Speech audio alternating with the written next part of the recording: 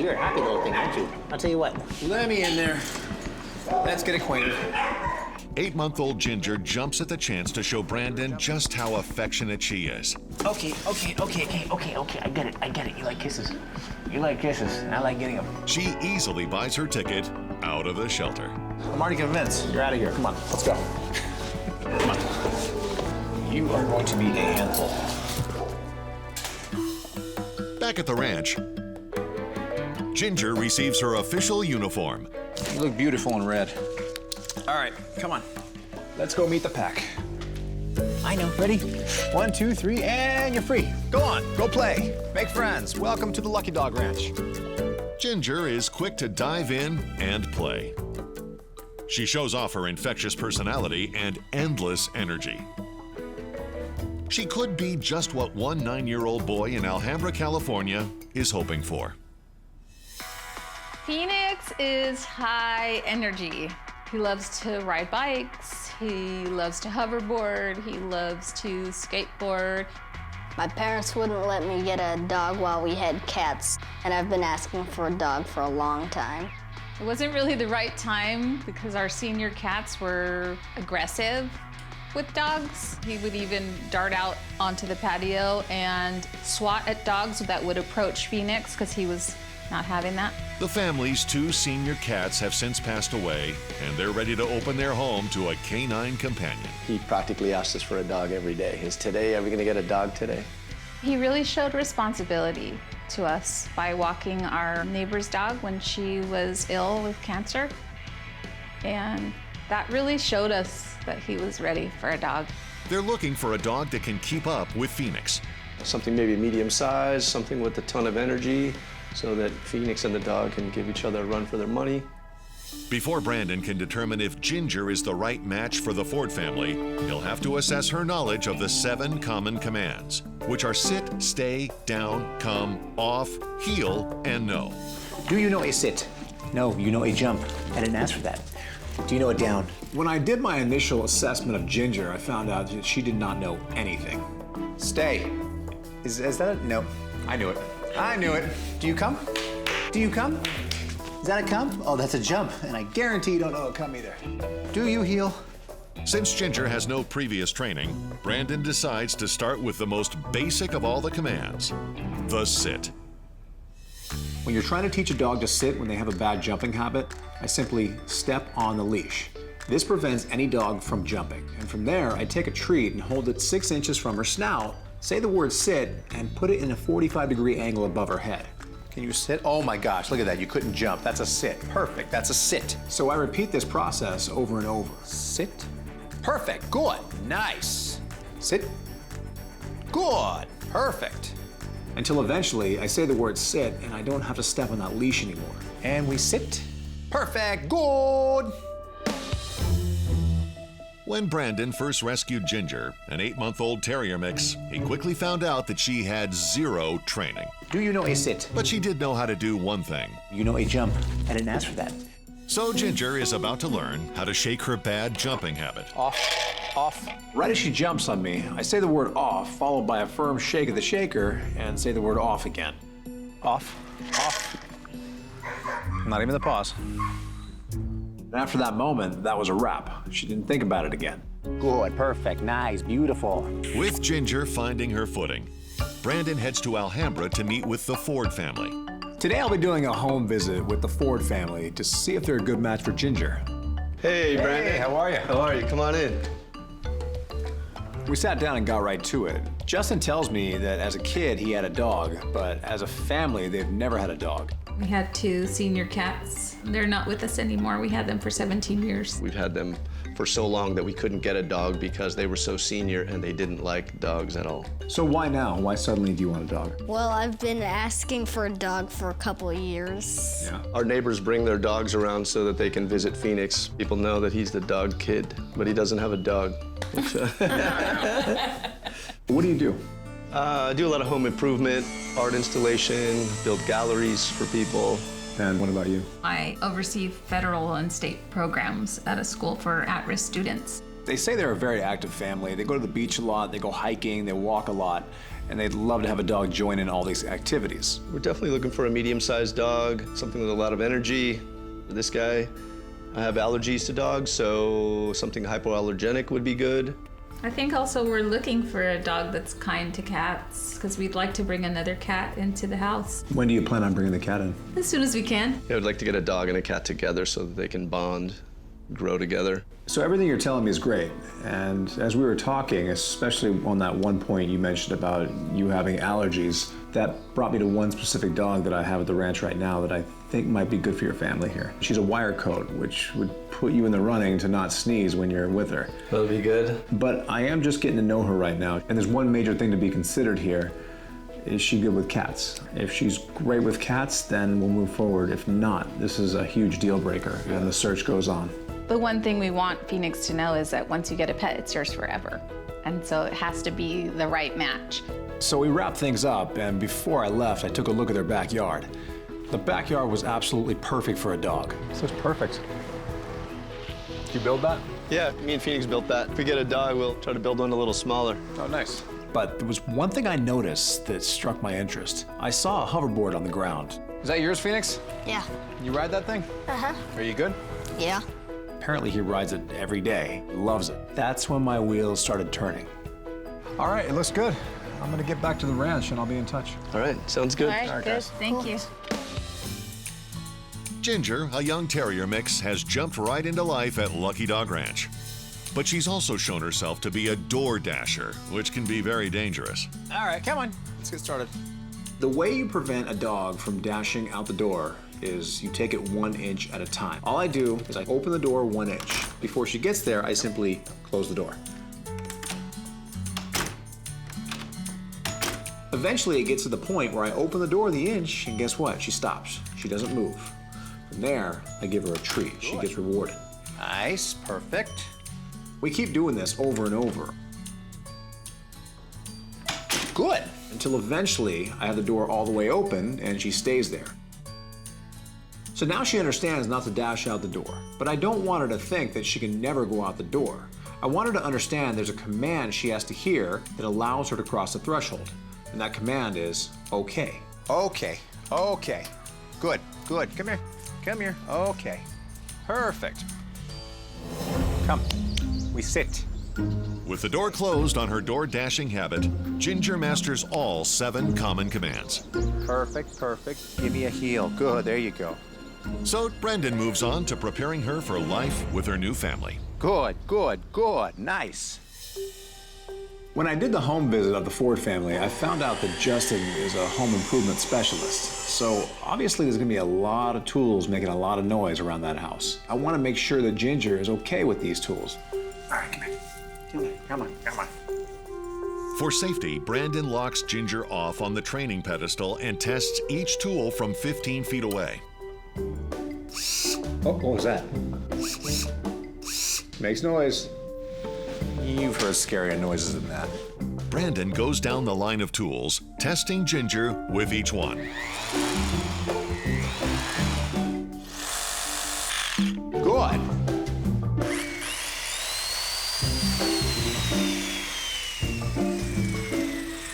Perfect, good. I think it's safe to say that there's really not much that phases this dog. I think she'll be good with all the tools in this house. Good, perfect. Strange, unusual noises. Don't worry, they won't hurt you. But noise isn't the only thing Ginger will need to get used to. There's also Phoenix's hoverboard. How cool would it be if I could actually train Ginger to walk next to a hoverboard as Phoenix walks her? So Brandon puts the wheels in motion on hoverboard training. The most important part of the process here is that she keeps her paws away from this hoverboard. That's it. Oh, it's alive. And the way I do this is I pull out a lure stick. Watch. And it moves. And it moves. I'm showing her this movement. I'm showing her this wheels. It turns. Look at that. Interesting, huh? Yeah, you're like me. Stay clear of those wheels. Watch the paws. There you go. Back the paws off. There you go. Good. Time to take it to the next level and jump on it. I want to show her how this thing moves. All right. Start moving very slow. Slow and steady is the way you train any dog with a new object. Good, good. Nice and slow. Go with the speed of the board. Perfect. I need Ginger to understand the rules of the hoverboard are exactly the same rules as the heel. You walk my speed, you make sure to stay a good 8 inches to a foot away from me, and do not get in front of me. Perfect. So now that I see that she's comfortable with the hoverboard, it's time to take it to the next level. Let's go for a walk. There you go. Good. Good. There you go. Nice, nice, nice. There you go. Keep it going. Keep it going. Good. Look at that. Perfect, perfect, perfect. Ginger has now been trained to the hoverboard, but this all means nothing if Phoenix does not understand the immense responsibility that comes with walking a dog next to a machine like this. Good, good, good. Life has changed dramatically for Ginger in her first year. Not that long ago, she was roaming the streets as a stray. But after completing her training at Lucky Dog Ranch, she's ready to graduate and start her new life. Today's a big day for not only Ginger, but also Kira. It's the day they get to meet their new forever families. When I got to their house, they were all in the backyard playing. When they first saw me, they thought it was just me, but they realized there was someone else there to greet them. Hey! Someone wants to see you. Hi, Ginger. Go on, say your highs. Say your highs. Hi. Say your highs. Hey, little girl. Hi. How are you? When Ginger first saw me, she was just jumping up on me like she was my dog already. Seeing Phoenix with Ginger makes me so happy. He has been waiting for this day for a long time, and today it finally arrived. What's that? I let them all finish having their moment, and then I had a second surprise for them. Hi, kitty. Oh my gosh. Hi, kitty. Who wants to hold her? You want to hold her? Ew. Hey. Good job. Well, she's being really good. You know, we've been looking forward to having a pet and just some life in the house again, you know, and I think we've just kind of been missing that a little bit. I see you made some changes to the backyard. I'm assuming that's for Ginger. Oh yeah, that little house? Yeah, just threw that together. Okay, I lied to you. I have a third surprise. I know you like hoverboarding. Mm-hmm. Is it all charged up? Yeah. Meet me out front Okay. with your hoverboard. I had to explain to Phoenix with very specific instructions how this comes with a huge amount of responsibility. Yes, he's having fun, but keep the dog's safety in mind, always. All right, here we go. We're gonna go slow, okay? I want you to say the word heel and just start going. And just go normal. We started off really slow. I was holding Ginger on the leash with Phoenix. And when I was confident enough that Phoenix could go off on his own with Ginger, I let go of the leash. It was really cool when he showed me that she could do that. I did not think anything like that was possible. Seeing those two together, it made me smile because I knew this is important to Phoenix. He's a kid, he likes to have fun. Ginger, she's a young dog. She wants to have fun. Now they can have fun together. What do you think, Phoenix? I like her. Yeah? Think you can deal with that? Yeah. Here, open that up. You want to put it on? Yeah. Cool. Ginger has earned her green graduation collar. There you go. You know what that means? Mm-hmm. What? She graduated. You know what else it means? I got a dog. It means she's all yours. You gonna take care of her? Yeah. So long, little one. Be good. The first thing I'm gonna do with Ginger is probably go on a walk. We'll take good care of her. Very good. I recognize you. I recognize you. Oh, thank you. Thank you so much. 2-year-old Simba is quick to invite Brandon inside and show off his energetic personality. Let's get acquainted. Okay, you're a jumper. You're a jumper. I already see what I have to do with you. Hold on, let me sit. Thank you. You're very sweet, too. And you're a lap dog. Okay, I got it. Here, I'll tell you what. I'm already convinced. Let's get you out of here, because I can tell you do not want to be inside this kennel. Ready? 1, 2, 3, and gotcha. Whew, you're going to be a handful, I can already tell. All right, come on, let's go. To make sure Simba is healthy and able to begin training, Brandon brings him to the vet for an exam. Hey, Brandon, how you doing? Hey, Dr. Garcia, good to see you again. Good to see you again. How's Simba? How's he doing here? What's his story? Well, I just picked him up in the shelter. They say he's about 2 years old. Just wanted to bring him to you for a once-over, see what your opinion, hopefully give him a clean bill of health. Yeah, great. All right, let's have a look at him. We'll do a physical exam here. Look at his eyes. Make sure his pupils constrict with the light. It's called the pupillary light reflex. We'll look inside his mouth, make sure his teeth look good. There's no fractured teeth or any broken or missing teeth. And we'll look in the side of his mouth just to make sure the soft palate looks good. There's no abnormalities or growths or cleft palates, and he looks good all around. Let's have a listen to his little heart here. It's okay, hold on.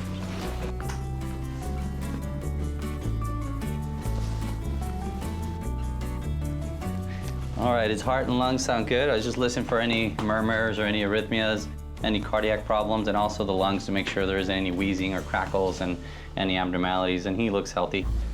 All right, let me check his hips there, Brandon. I'm gonna check just range of motion. And he's got mild sensitivity. How do you know? He looks concerned. You see how he turned around there? So usually they'll turn around, they'll lick, but it's very mild. I'd say on a scale of 1 to 10, it's a 1. I think he's fine, but because of his breed, you know, being a golden retriever and they suffer from hip dysplasia and other joint problems, I'm gonna recommend a supplement called Cosequin. And you give 2 of these once a day with food, and it helps support and maintain joint health. So, here you go. So besides that, he looks like he's in good health and ready to go back on the ranch and start training? A physical exam was all within normal limits, so you can train away. Thanks, Doc. You're welcome. Take care, Brandon. Talk to your veterinarian before providing any health supplements to your pet. With a clean bill of health, Brandon and Simba are on their way. Come on. Get up there. Simba receives his official Lucky Dog in Training uniform. I know. You're excited. You're excited. So am I. Come on. Let's go meet the pack. All right. You're free. Go on. Go play. Make friends. Have fun. Welcome to the Lucky Dog Ranch. Within seconds, Simba is off and running. He can barely contain his excitement as he meets and plays with his fellow ranch residents. His energy and happy-go-lucky personality could make him a match for a family in Inglewood, California. I'm Jose Flores. I'm 35 years old, and I'm a production coordinator at a local refinery. I enjoy the outdoors, going to the beach, hiking, checking out different trails here in Southern California. I live here with my mom. Jose's mom was diagnosed in 2011 with Guillain-Barré syndrome, a rare disorder that left her using a wheelchair. It took a toll on her, not only physically, but emotionally. Having a dog would give her that emotional uplift that she needs. The family previously had a 10-year-old lab named Samuel. They only had him for a short time before he was diagnosed with cancer and passed away. It's been a long time that we haven't had a dog. That shadow that I had with me constantly with Samuel, I truly miss it. Come on. Come on. Before Brandon can determine if Simba is the right match for Jose and his mom, he'll have to do an assessment. Easy. Slow it down. Slow it down. All right. You're going to be a handful. I can tell right now. As I was walking Simba down to the training yard to assess him of his knowledge of the 7 common commands, which are sit, stay, down, come, off, heel, and no, I realized this dog is always in 5th gear. When I got in the training yard with him, he was zipping around, left, right, up, down, you name it. It's like holding a kite on a windy day with this dog. But then he did something that absolutely blew my mind. Can you sit? Wow. And from there, I had him lie down. Do you lie down? Look at you. Nice. And what does he do? Drops right to the ground. From there, I told him to stay. I will take that as a no on the stay. He had no idea what the no command meant. No, no, yeah. He was jumping all over me, so he does not have an off command. How about a heel? On the leash, he was a complete disaster. Hold on, that's not a heel. So I can see right now, Simba's issue is not training. This dog is going to train up like a scholar. Control is what I really have to work on. All right. To rein in Simba's high energy, Brandon uses a tool called the head halter. Now the magic begins. You ready? Watch. Just go with it. Good, good, nice. So now it's time to teach him a proper heel command with this new tool. Give me a heel. Nope. Give me a heel. Nice and smooth. Good, good, good. Nice. The head halter is just like a horse head halter. Simply turns their head in a direction, and when their head turns, the body naturally turns with it. Focus. Perfect. That's what I want to see. By the end, he was walking very well in the halter. Very little resistance at this point. He still has a ways to go, but he has a really good foundation now for the heel command. Perfect. And we heel. Good. That's a heel. Perfect, perfect, perfect. Simba, a 2-year-old golden retriever, has begun his training at Lucky Dog Ranch. And Brandon has begun his search to find him a forever family. Today I'll be doing a home visit with Jose to see if he's a good match for Simba. Hey, Brandon. Hey. Come on in. Brandon, this is my mom, Mina. Hi. Mom, this is Brandon. Brandon, how are you? We started talking, and Jose tells me there's two main reasons that he wants a dog. Number one, companionship. And number two, he needs to be more active. He wants to exercise more, and a dog is a great way to exercise. The dog needs to be run, hiked, walked, you name it. But furthermore, Jose also thinks a dog would be good for his mother. You like dogs, huh? Yes. Yeah. So how would your life benefit from having a dog here? Pues me beneficiaría porque siempre están cerca de mí. I don't know. Pretty much, she says that the bonding that she's able to get from the dogs, it helps her not to feel the depression of her just being stuck at home, dealing with doctor's appointments and her sickness as well. Hypothetically, if I did train you a dog and you're not here, could she walk the dog? Yes. So the dog would have to be trained to walk next to a wheelchair. Yeah. So paint a picture for me. What kind of dog do you see yourself living with in this house? Ideal, I would go with a Labrador or a Golden Retriever. It would be ideal for a dog that has the energy that's gonna bring back to the house. You know, throughout the conversation, there is one dog that stands out. Okay. His name is Simba. He's a Golden Retriever. He has energy. He is a very smart dog, very trainable, but if you give him an inch, he will take a mile. Okay. And so as much as I can train him, it means nothing if I can't train you, and especially if I can't train him to walk next to your mother in a wheelchair.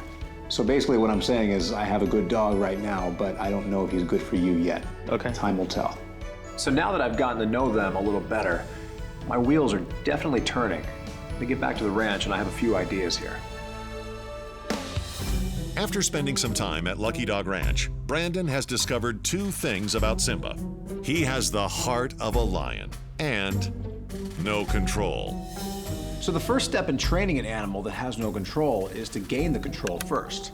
And one of the simplest ways to do this is with a double leash lock-off technique. And this is where I strap a harness on the dog and I lock an anchor leash off. This anchor leash is going to prevent him from moving forward. And from there, I attach another leash to his collar. Now when I pull that front leash, he can't move forwards, backwards, left, or right. So now I just take a treat and hold it about 6 inches away from his snout. Naturally, Simba, being Simba, he wants to lunge for it, but he can't because that back anchor leash is stopping him in his tracks. That's not gonna get it. Crying, protesting, all the above, not gonna get it. Nope. All I have to do is wait him out because this protest, like all protests, will eventually end.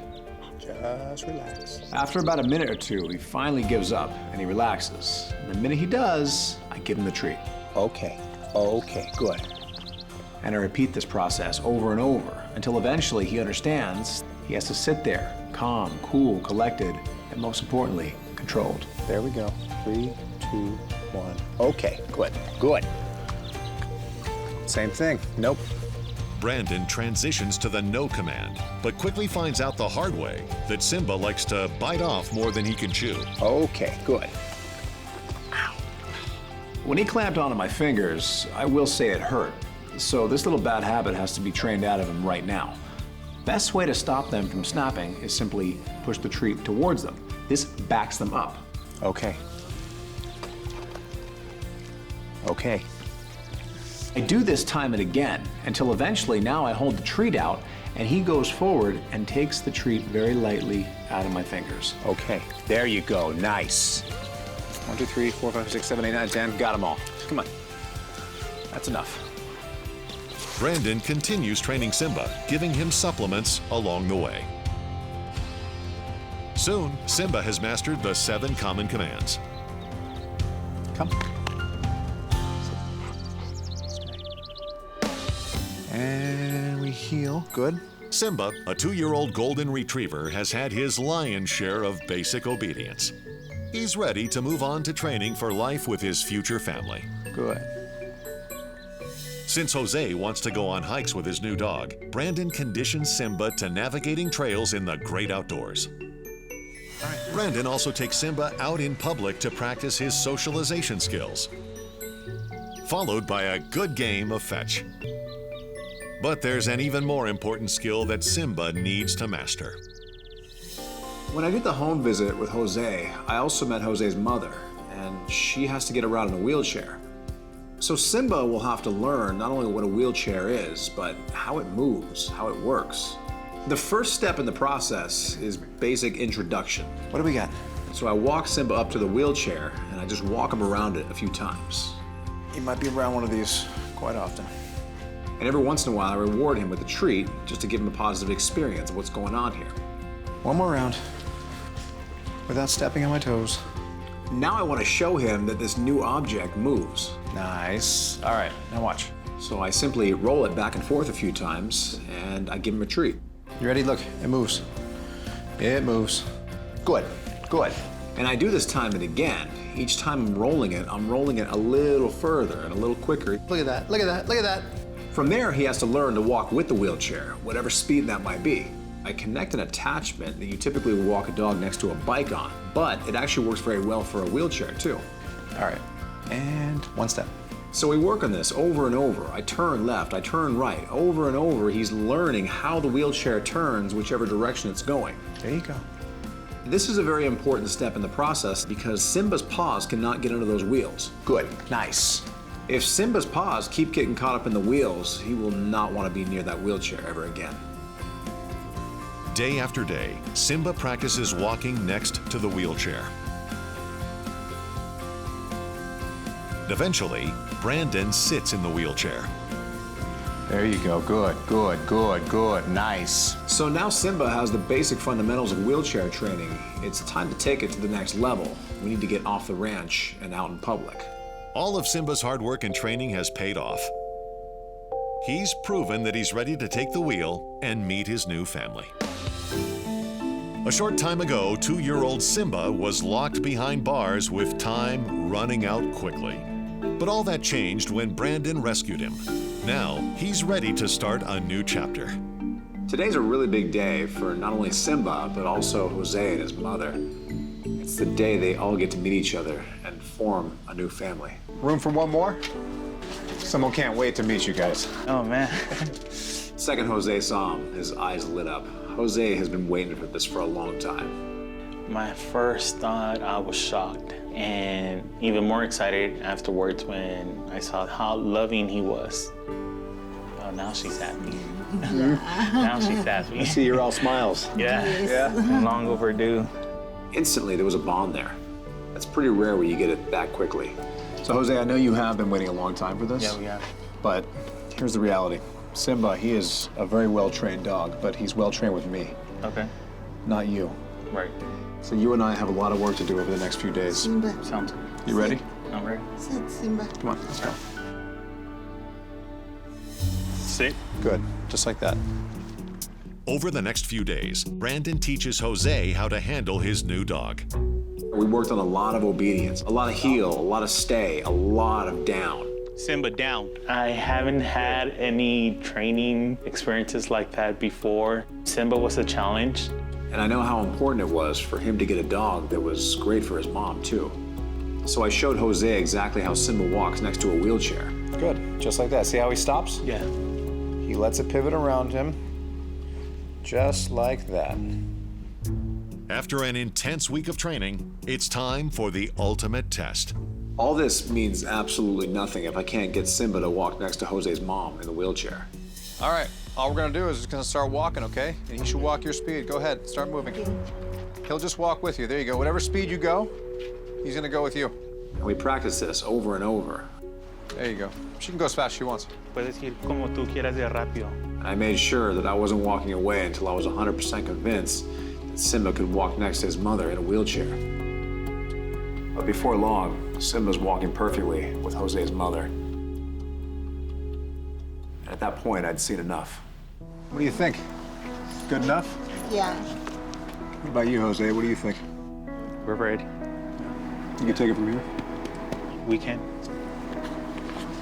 Open that up. You know what that is, right? Yes. He's home. Simba has earned his green graduation collar. It's all yours. Thank you. So long, Simba.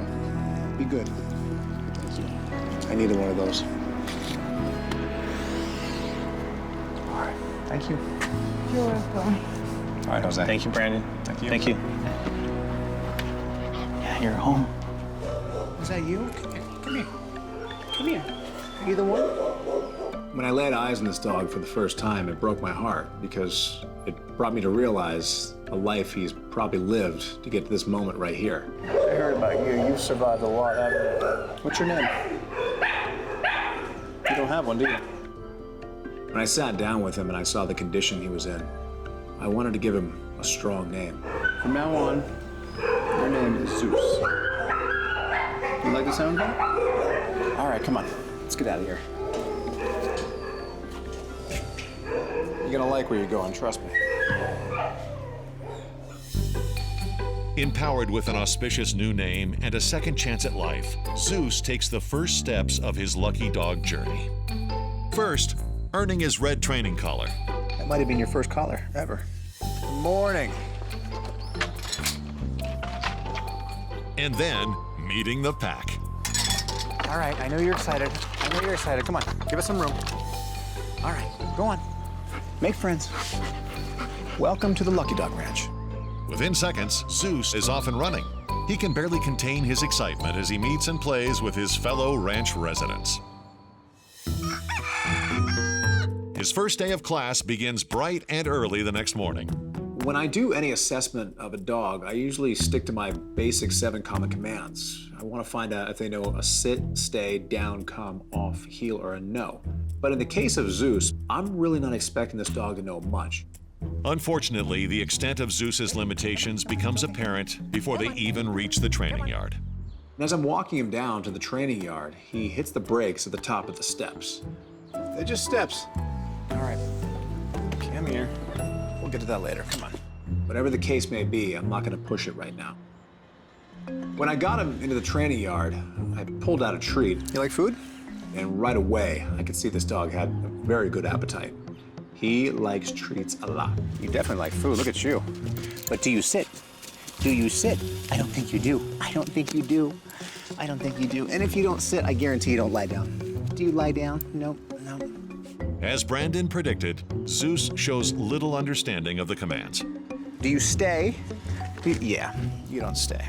Do you know a no? No, no, leave it? No, you don't know that either. It's safe to say that Zeus has basically no training. And furthermore, he has physical limitations. So I have to make sure the home he's going to actually is very adequate for what he needs. When it comes to a special needs dog, you have to find a very special person. Luckily, 2 compelling candidates recently popped up on Brandon's radar. My name is Alice. I live in Canoga Park with my partner Chelsea, and I am a veterinary assistant and also a dog walker. We are active, we go to the beach, we go to my hometown Temecula. We're looking for a dog that's under 40 pounds, gets along with animals because we do have a cat in the family, and we want to be able to take him everywhere with us. But what makes Alice and Chelsea so special is their willingness to think outside the box when it comes to adoption. We're not looking for the perfect cookie cutter type dog. As long as the dog is on the smaller size, we don't care if they're older, if they need extra love or extra time and attention, just as long as that dog is a good fit with my partner and my cat.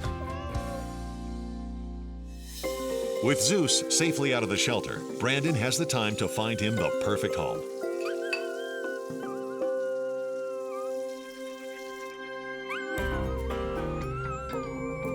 But a new setback threatens to derail Zeus's future entirely. Come here, come here, come here, come here. What's wrong? What's wrong? Though Brandon is unable to find any visible sign of injury, his intuition tells him that something is definitely wrong. Come on, come on. They say cats have 9 lives, but Zeus won't be outdone. At only 4 years old, he's already cheated death twice. First, when he miraculously survived canine distemper, and then when he was rescued by Brandon during his final hours at the shelter. Punching a ticket to Lucky Dog Ranch seemed to be the break he needed, but a late-night emergency once again sends his future into jeopardy. Hi, Brandon. Hey, Dr. Nodi. Thanks for meeting me this late. Of course.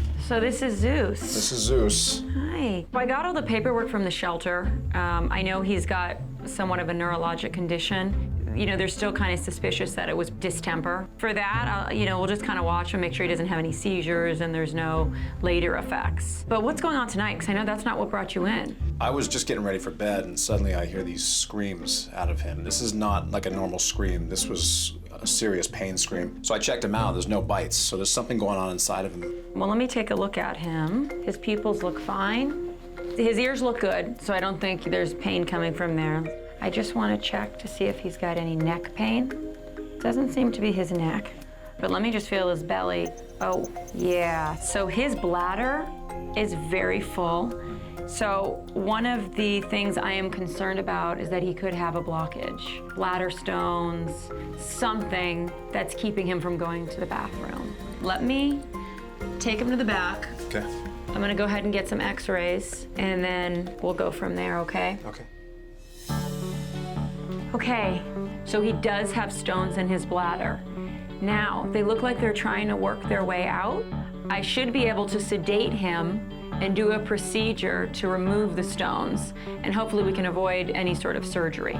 And he should be able to go home in a couple hours. Okay. A few tense hours later, Brandon returns for the results. Good news, all the stones have been removed. While I was doing the procedure, I did get a sample, and it turns out that he does have a bladder infection. So I'm gonna put him on an amoxicillin-type antibiotic. So how do we avoid these stones in the future? I am going to put Zeus on a special food. It is a prescription. Basically, what the food does is it balances the pH in his bladder. I also want to get him on Proviable. The probiotic is going to help support intestinal health, but I want to go with the tablet for him. I think it's just going to work best. Okay. It's going to be 1 tablet every 24 hours. I'm going to get your antibiotics up front, and we'll get you set up with the food up front as well. Okay. Okay? Thanks, Dr. Maddie. You're welcome. Talk to your veterinarian before providing any health supplements to your pet. After a close call with bladder stones, Zeus is finally on the road to recovery. Though training is on hold for a few days, Brandon goes ahead and starts Zeus on a customized diet and a daily regimen of antibiotics and supplements to maintain his health. In the meantime, Brandon hits the road for Canoga Park. Hi, come on in. Today I'll be doing a home visit with Alice and Chelsea to see if they're a good match for Zeus. You're very familiar with dogs. Yes. Tell me about your dogs growing up. I have always had little dogs. I had Jack Russell Terriers, I had Chihuahuas. I grew up with a bigger dog, a lab mix, and a smaller dog. Both of them have not only had dogs their entire lives, but Alice, she works as a vet tech and she's a dog walker, so she is extremely experienced with dogs. What's the ideal dog that you see in your house? Definitely we want a dog under maybe 40 pounds. As far as breed goes, we really don't have a preference. We really, like to be outdoors. We like to go to parks, we like to go hiking, road trips, so we would love a dog that can be comfortable in those kind of situations. Because I'm so protective of Zeus because he has special needs, I need to be truly convinced that anyone who wants him really has not only the skills, but the drive to actually make his life as good as it can possibly be. Having adopted an older cat that probably was not going to get adopted, we really want to look for a dog that people might pass up easily. I have rescued a dog recently. He's about a 15-pound Spaniel. He's a male, he's very sweet. He's the most popular dog at the ranch right now. I've been pondering who would be the perfect family for this dog because we suspect that he survived what's called canine distemper. I'm sure you're familiar with that, working in the vet industry. Mm-hmm. So he's definitely what we call a special needs dog. I'm sure you're familiar with that term. The question I have for both of you is, do you think you would welcome a special needs dog in your house? Because that is a big responsibility for most people. Yeah. Absolutely. Yeah, no doubt about it. Anyone that specifically wants a special needs dog, that's dedication. And that right there was exactly what I needed to hear. So on that note, I'm gonna get back to the ranch and continue training him, and I'll be in touch. Sounds good. All right. All right. The next day, Zeus is finally cleared for training. This right here is the most basic of all the commands. This is called a sit. Good, hold on. I know. Just relax, give me a sit. Though Zeus shows enthusiasm, progress is slow. Give me a sit. Relax, relax. Over and over, I'm trying to get him to sit. I was to the point where I was almost ready to give up, and just like that, Zeus, he surprised me. Zeus, sit. Good, look at that, it's a sit, nice. Sit, good, perfect, look at you. And that right there is all I needed to see, because if he can sit, there's no telling what else he can do. Zeus, sit. Good, perfect. Mighty Zeus has come a long way at Lucky Dog Ranch. Not only is this special needs spaniel making progress with the common commands, but he's also on the verge of finding a forever home with Alice and Chelsea, so long as their third roommate signs off on the deal. To test Zeus's tolerance of cats, Brandon arranges a face-to-face introduction. When I walked in the house, Zeus was already in the living room. So I walk right up to him and I stand about 3 or 4 feet away with the cat. Instantly, Zeus, he gets curious because he sees this new animal. That's when the cat gave him the warning. That's a warning, Zeus. At that point, Zeus basically backed away from the cat. From there, I put them both on the ground together. You don't care, do you, Zeus? All I'm looking for out of both of them is to not be aggressive towards each other. And right now, they're both making straight A's in that department. Over time, I guarantee when they start living together, they'll become best of friends. But for now, they're just gonna peacefully coexist. Oh, there she goes, Zeus. All right, buddy, come on. Good job, come here. Oh, yes, come on. With tolerance testing out of the way, Brandon starts preparing Zeus for his adventurous new life. First, taking him to restaurants and beaches like those that Chelsea and Alice frequent. Then, acclimating him to road trips that his new pet parents plan to take him on. So far, it's been a smooth ride. But a new challenge makes Zeus put on the brakes. If there's one thing I've learned about Zeus so far, it's stairs are his nemesis. Because Zeus will likely encounter stairs while out and about with Alice and Chelsea, Brandon takes on this problem one step at a time. I'll be starting off on steps that are only about 4 inches deep, and from there we can build. So I fill up his food in a bowl, and all I do is I put it at the top of one step. Zeus gets his front legs on the step, but can't generate enough momentum to make it all the way up. So I back him up a few feet. Okay, you ready? And running start. Get it, Zeus. Get up there. Go on. There you go. Good boy. Once he's done it once, he can do it 1,000 times. As his confidence builds, so does his momentum. Good, and hop, and hop. Good boy. Over the course of the week, Brandon tests Zeus on a variety of stairs. There you go, there you go. Good. Hop, hop, hop, hop, hop, hop, hop. Good. There you go. Nice. But his biggest challenge awaits. 4-year-old Zeus is no stranger to adversity. Not only has this spaniel mix survived both distemper and a bout of bladder stones, but he's also managed to learn the common commands despite his physical and neurological limitations. Today, he faces his ultimate challenge: stairs. Zeus can do whatever he wants. It's his confidence that's preventing him from accomplishing these things. So today, I'm gonna finally find out where Zeus's confidence truly is. When I walked him up to that first step, he hit the brakes hard. Come on, Zeus. Zeus. Come on. I thought to myself, he's not ready. Come on, buddy. There you go. There you go. Good. There you go. There you go. Good. Keep it. There you go. Good, good, good. And with every step, his confidence grew. Good boy. Come on. Come on, Zeus. Come on, Zeus. Good boy. And just like that, we were at the top. Perfect, perfect. All the way up, all the way, all the way, all the way. Good, good. Perfect. In recognition of his Herculean effort, Brandon rewards Zeus with his green collar, officially inducting him into the pantheon of lucky dog graduates. You like that, don't you? All right, come on. You got a family waiting for you. It's been a long and somewhat challenging road for Zeus, but today it's a big day for him. It's the day he finally gets to meet his new forever family. Hi. Look down. Oh! I thought I'd surprise you. Oh, hi, Zeusy. Oh my goodness. Hi, cutie. Hi. He's gonna be slipping and sliding. Honestly, Zeus is perfect. He's just so happy. He's such a love bug. I know. Look at this. I think that Zeus is a very special dog. You can just tell he exudes love. He is so precious. Look at this. I mean, to me, when I look at him, this is perfection. I don't think he even knows that anything is different about him. No, he doesn't. He doesn't realize he's special needs. Just because he might not be as able to do certain things as other dogs doesn't change the fact that he can love the same way, he can play, he can have fun. Those emotions don't change. Come on, let's go show him his backyard. For me, the best part was watching him take his first steps into his new backyard. It looked like as if he was feeling the ultimate form of freedom. And when I saw this, I knew he was home. So what do you two think? You can take him from here? Oh, yes. I think we can handle it. Yep, I don't think we'll let you take him. I think it's in good hands. Come here. I know. So long, Zeus. Take care of yourself, buddy. He's all yours. Welcome home, buddy. Hi. Who's Daddy? It's your mama's. Huh? All right, take care. Thank you, Brandon. I definitely recognize you because we don't see many of you in the shelters out here.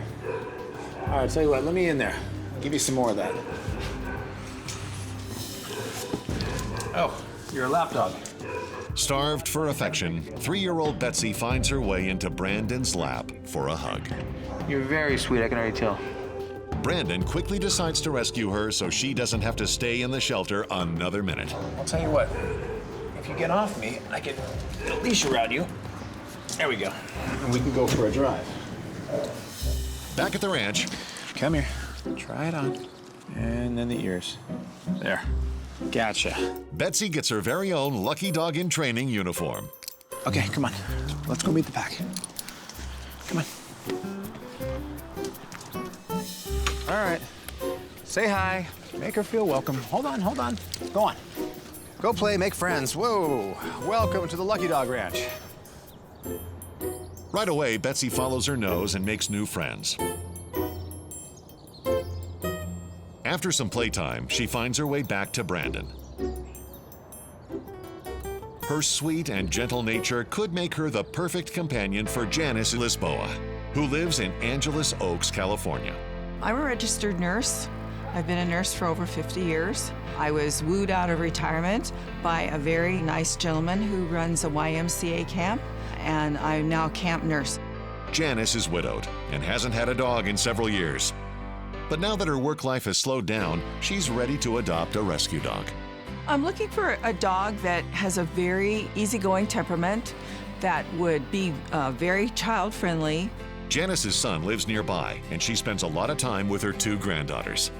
She also lives a very active lifestyle and would love a companion. I garden a lot, I walk a lot. I also like to go hiking, so I would, really like to have the dog with me during those times. Meanwhile, at the ranch, Brandon has discovered something very concerning about Betsy. Betsy and I were hanging out in the house, and I figured I had a little free time, so I went to my tack room and I started organizing the leashes and harnesses. Not more than 30 seconds later, I heard Betsy give off that shrieking hound howl. Well, my house is hooked up with spy cams, so I take my monitor, turn it on, and lo and behold, what do I see? She's pacing, she's howling, she's panting, she's drooling, she's salivating, she's running to every window trying to find me. She's got separation anxiety. Obviously, this is a big issue that needs to be worked on.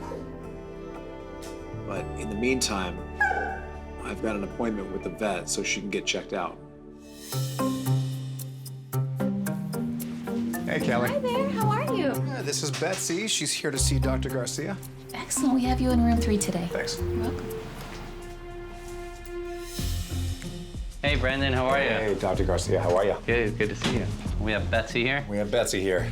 I've had her for about a week now. She seems healthy on the outside, but I'm not a vet. I wanted to get your opinion on that. Yeah, absolutely. We'll give her a physical exam. She looks a little thin, just looking at her right off the bat, but we'll do a physical on her and make sure everything looks okay. She's eating and drinking okay? Everything looks eats good? a lot, yeah. Yeah. Dr. Garcia examines Betsy's eyes, mouth, and ears. All right, everything looks okay in there. He also listens to her heart and lungs. Betsy's active and runs around okay? She's very active, like most hounds. Okay, her heart and lungs sound great. Yeah, the only thing I can see is, you know, her ribs are showing a little bit, and that's because she was in the shelter. And if you feed her 3 or 4 times a day, she'll put a few pounds on. But overall, she looks in good shape. I'm just gonna check her joint range of motion. She has good muscle development in these back legs, so it looks like she can run and jump pretty well. All right, so Betsy seems like a really sweet and calm dog. Any other concerns you have? Yeah, she's calm when you're with her, but you leave the room. Ooh, look out. She's got, really? Yeah, she's got separation anxiety. So she suffers from anxiety when she's left alone. Yeah. Besides that, she gets a clean bill of health, and I can continue training. Yeah, absolutely. Thanks, Doc. All right, you're welcome. Appreciate it. Yeah, take care. Talk to your veterinarian before providing any health supplements to your pet. Brandon recently rescued Betsy, a 3-year-old foxhound, from the shelter. He discovered she has separation anxiety, so he gives her time to adapt to her new environment while he searches for a potential adopter. Today I'll be doing a video conference with Janice to see if she's a good match for Betsy. Hey Janice, how are you?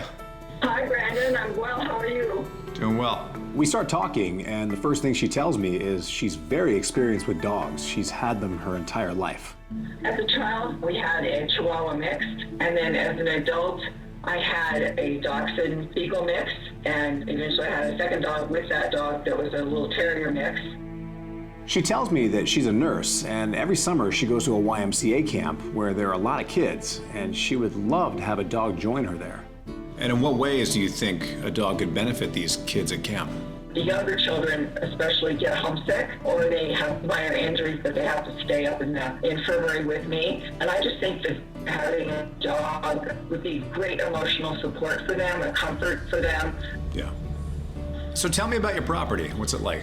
Well, I have 3/4 of an acre of wooded property here. I have a lot of room for a nice dog. I have a 3-bedroom home. I have a doggy door here in the home. She tells me that her son often brings his 2 dogs around. I actually dog sit with the shepherds up here from time to time, and it's important to us that the dogs be compatible.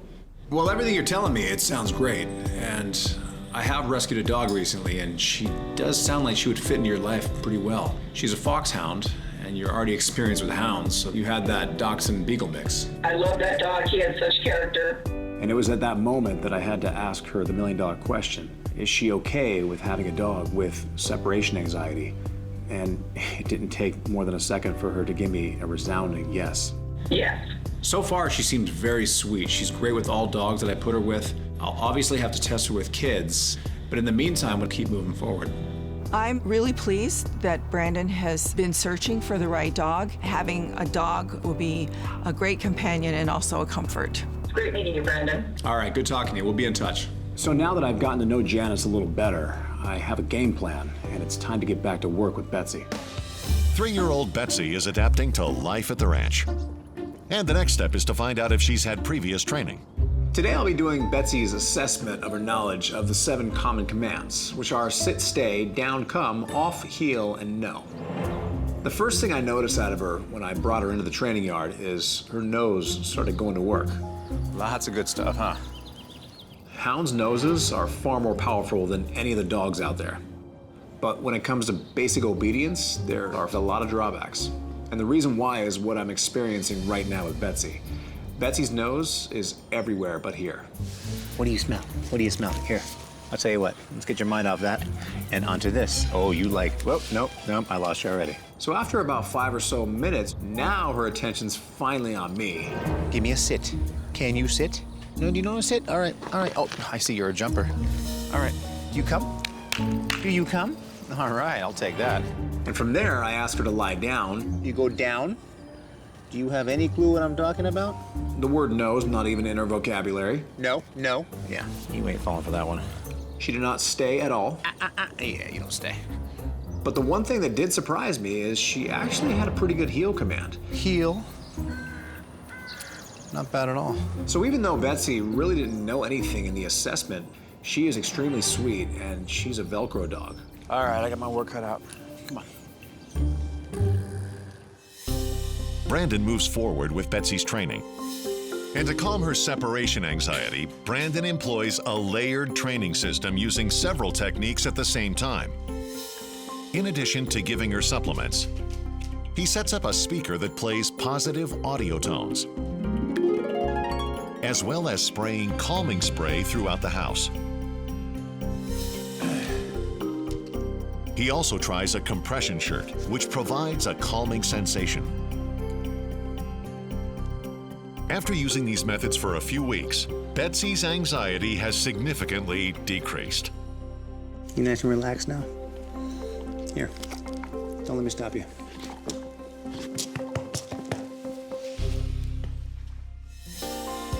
In the training yard, Betsy makes progress on the no command. I take a leash and lock it off to an eye bolt behind her, and this prevents her from lunging forward. Nope. And from there, all I do is I take a treat and put it just out of reach of that extremely powerful nose of hers. Betsy tried everything to get it. She tried lunging for it. Nope. She tried protesting. Just relax. She even tried being cute, trying to give me those sad little puppy eyes. Cute little stuff like that's not gonna work. And finally, she tried something that she had not tried previously. Sit there and be obedient. Okay. Good. Nope. Brandon repeats the process over and over. Till eventually I was convinced that she could do it without the anchor leash on. So I simply pop the leash off. And what does she do? She stares at me with those droopy puppy eyes of hers, and she waits for me to say the word okay. Okay, good. And we heel. Betsy has settled right into life at Lucky Dog Ranch. And we heel. Good. And soon, Betsy has mastered all 7 common commands. Beautiful, beautiful. And we sit. Beautiful, nice. Next, Brandon moves on to preparing Betsy for her future life. Since Janice wants her dog to join her at summer camp, Brandon confirms that Betsy is good with children. He also conditions Betsy to hiking trails and long car rides. Finally, since Janice's house has a doggy door, Brandon teaches Betsy how to use one. So what I do is I take the entire dog door flap and I nail it all the way up. And from there, I simply call her through. Betsy, come here. Come on, all the way through, all the way through. Beautiful, good, good, good. From there, all I do is I lower it an inch and I repeat the process. Come on, all the way, good. Look at that, perfect, perfect. Brandon lowers the flap an inch at a time. Betsy, come on, all the way, good. Look at that, perfect, perfect. What was that that hit your back? Until there's only a corner open. Come on, Betsy, come on, good, nice. Beautiful. And now I see she's comfortable enough, I drop the entire dog door altogether. And lo and behold, when I call her, Betsy, come on. She pushes the entire thing and walks through effortlessly. Come on, Betsy, good, nice. She now has been trained to the dog door. Thank you, thank you, thank you, thank you, thank you, thank you. Betsy, a 3-year-old foxhound, suffered a heartbreaking past. Her owner surrendered her when he could no longer care for her. But after being rescued and trained by Brandon, she's facing a brighter future. Today's a really big day, not only for Betsy, but also for Janice. Hey. Hey. Good to see you, come on in. It's the day they finally get to meet each other and form a new family. You hear some nails? I do. You do? I thought you did. Hey, Betsy. Betsy, come say hi. Hi. Hi, girl. Hi. Hi. She came to me right away and accepted me very quickly. She got on the couch and cuddled right up to me and nuzzled and wanted to get as close as she could. That was just the perfect start. A good girl you are. Do you know what's going on? Probably not yet. Betsy has literally been glued to my hip now since the day she came to the ranch. And I was actually worried that she wouldn't bond with Janice the way I'd hoped. But those worries, they went out the window right away when I saw this. So what's going through your mind? Oh, I'm just so pleased. Yeah. At that point, I explained to Janice about Betsy's separation anxiety. She got over it here. She should get over it at your house. So everything you need for the anxiety is in this bag right here. So I told Janice in specific detail the next steps to take over the next month or so. It actually works quite well with her, along with the calming sprays. Okay. And what's gonna happen throughout the month, you're gonna wean her off slowly but surely of all this. And we should have it managed. Okay. And we'll be in touch to make sure that she's okay, all right? Absolutely. From there, I knew Betsy was in good hands, so it was time to introduce her to the rest of her family. I told Janice's son, her granddaughters, and their 2 dogs to come out to the ranch, and it didn't take long for them to start playing. It was great to see that Betsy got along with the dogs that we have, so that when we go and spend time with my mom, and it's a whole family get together, the dogs can come too. Good girl, Betsy. Get him. Who's that, Betsy? I think Betsy was hilarious because when she walked in, she climbed all over me, tried to lick my face. Oh, look at that. I think she likes you. She likes you. It made me feel good seeing Betsy get along with a new family like this. She's been through a lot. She's overcome a lot. And that was the moment that I knew there was just one thing left to do. Vivian, you see that green collar up there? Put it on Betsy. Betsy has earned her green graduation collar. Yay! We have a dog. We have a dog. Yay! After seeing a dog with a bad history come so far and then be able to join your family and be part of your pack, it's just wonderful being a part of that. Oh, come here. Betsy is ready to go to her new home, which means Brandon has to say goodbye. So long, Betsy. You be good. All right. All right. I feel blessed to have the opportunity, really, to find a dog like Betsy and to be able to give her a forever home. She's all yours. Thank you so much, Brandon. Come on, Betsy. Come on, girl, let's go home. When one door closes, another opens. Betsy has found that all her tomorrows are filled with happiness and love. Hello. A month later, Brandon receives a call from Janice letting him know that Betsy's separation anxiety has eased. Yeah, she's doing well. She's settling in. All right, great. Let me know if you need something else. Okay, bye.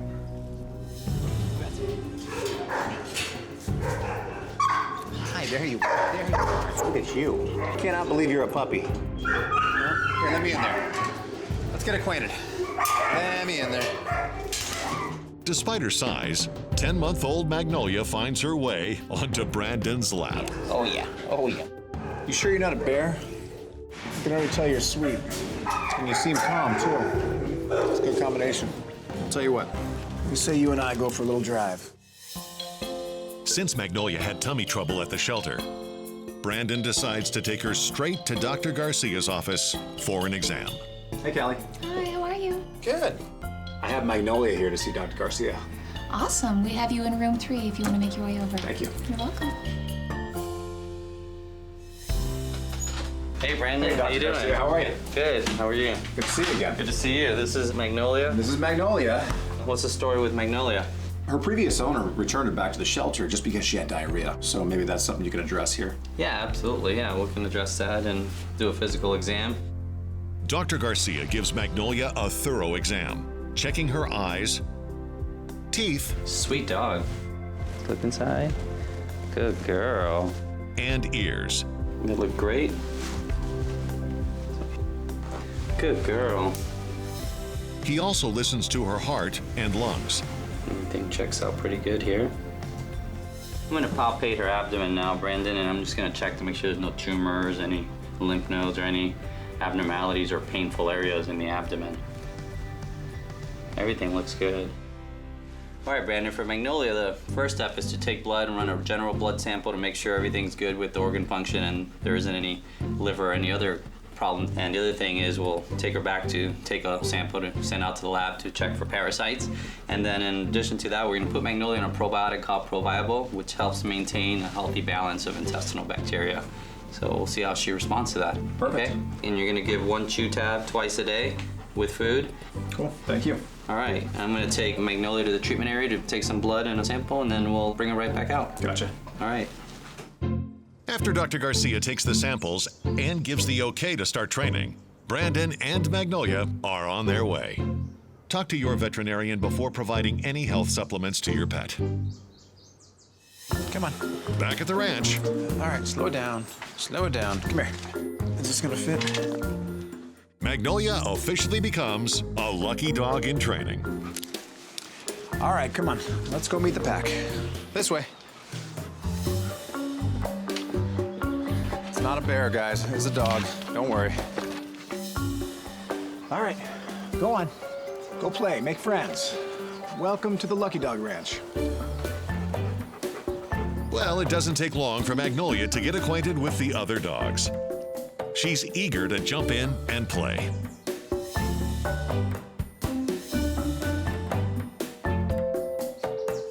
She's also just as happy receiving bear hugs. Her gentle nature could make her the perfect companion for Jan Rapley, a first-grade teacher in Santa Clarita, California. Jan currently lives with her 5-year-old black lab, Elliot. He lives for his tennis ball, so we go out and play ball. We do long walks. She loves to bring Elliot to school with her. He's a real rock star when he goes on campus, and everyone just flocks around him and hugs on him. She also has a 23-year-old desert tortoise named Saguaro. She just toodles around the backyard and eats plants, and she'll come in and hibernate under my bed during the winter months. Jan's looking for another dog to help keep Elliot company. He's used to being social all day, but there are days he can't come to school, so I wanted to have a dog for him. Come on, come on, Before come on. Brandon can determine if Magnolia is the right match for Jan, he'll need to do an assessment. Today I'll be doing Magnolia's assessment of her knowledge of the 7 common commands, which are sit, stay, down, come, off, heel, and no. I ask her to sit for me, and right away she gives me a sit. Do you lie down? From there, I ask her to lie down, and lo and behold, she gives me a perfect lie down. Who would give you up? Huh? Do you know a no, no, no, leave it? And from there, I asked her to stay, and she had not a clue what I was talking about. And then I called her to come to me. You come? Come here, come here. All the way, all the way, all the way. Good, good, good. She did not have an off. Hey, off there. No. You don't know it. All right, come on. How do you walk on leash? Show me how you walk. Do you heel? You are strong, I'll tell you that much. Magnolia is gonna get a lot bigger than she already is. By the time she's 2 years old, she's probably gonna weigh another 20 to 30 pounds, and she will understand how to use her power and her leverage. And if she's not properly trained by then, it could spell disaster for whoever is holding that leash. Come here. Magnolia, a Newfoundland mix, has just received a clean bill of health from Dr. Garcia and is ready to start her training. Do you heel? During her assessment, Brandon quickly found out that she packs a lot of power. You are strong, I'll tell you that much. So he decides to use a tool called the head halter to teach her to heel. Fat neck. He first lets Magnolia get used to the over-the-nose strap. Good, look at that. Perfect. And we take it off. Nice. Then he walks her on a heel. Perfect. Nice, nice. Beautiful, beautiful. Good, beautiful. The head halter allows Brandon to gently control her movement. And we heel. Nice, beautiful. Perfect, perfect. Good. With Magnolia making good progress, Brandon heads to Santa Clarita, California to meet with Jan Rapley. Hi, Brandon. Hey, how are you? Hi. Today I'll be doing a home visit with Jan to see if she's a good match for Magnolia.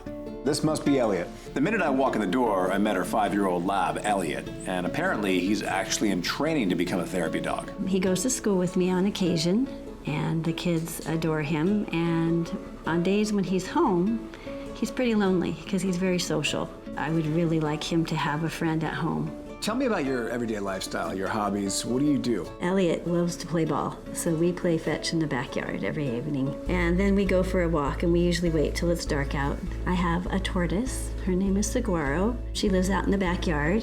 And on weekends, we visit people. So I need a dog who's gonna be okay with kids all over them. What I'm hearing here is you'd like another dog with a personality and a temperament much like Elliot. Yes. Yeah. I have rescued a dog recently. She does seem to fit that spectrum perfectly. I will say this though, she's huge. I want to make sure you're okay with the size. I love big dogs. Okay, because she's pushing 90 pounds at 11 months, which will put her probably at around 120, 130 when she hits 2 or 3 years old. I love it.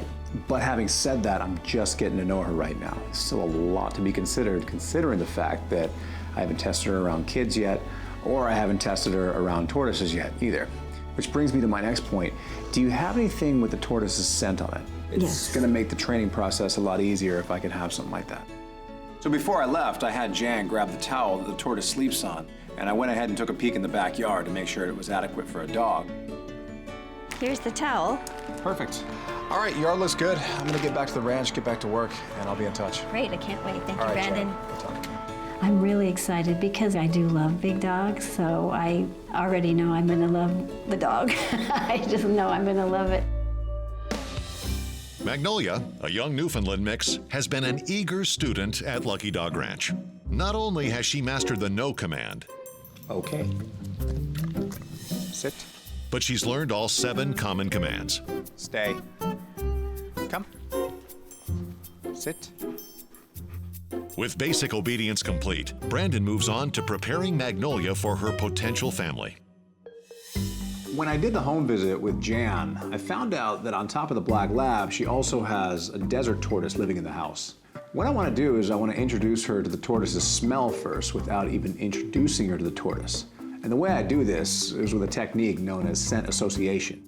When Brandon visited Jan, she gave him one of Saguaro's towels with her scent on it. The towel was in a Ziploc bag, so I simply opened up the bag, and the second Magnolia showed any interest of putting her nose near that bag, I gave her a treat. Good, good. I did this over and over. What's in there? Good. What's in there? Good, good. So now I take the towel out and spread it on the training platform. And once again, Magnolia walks right up to it and shows interest smelling it. From there, I reward her.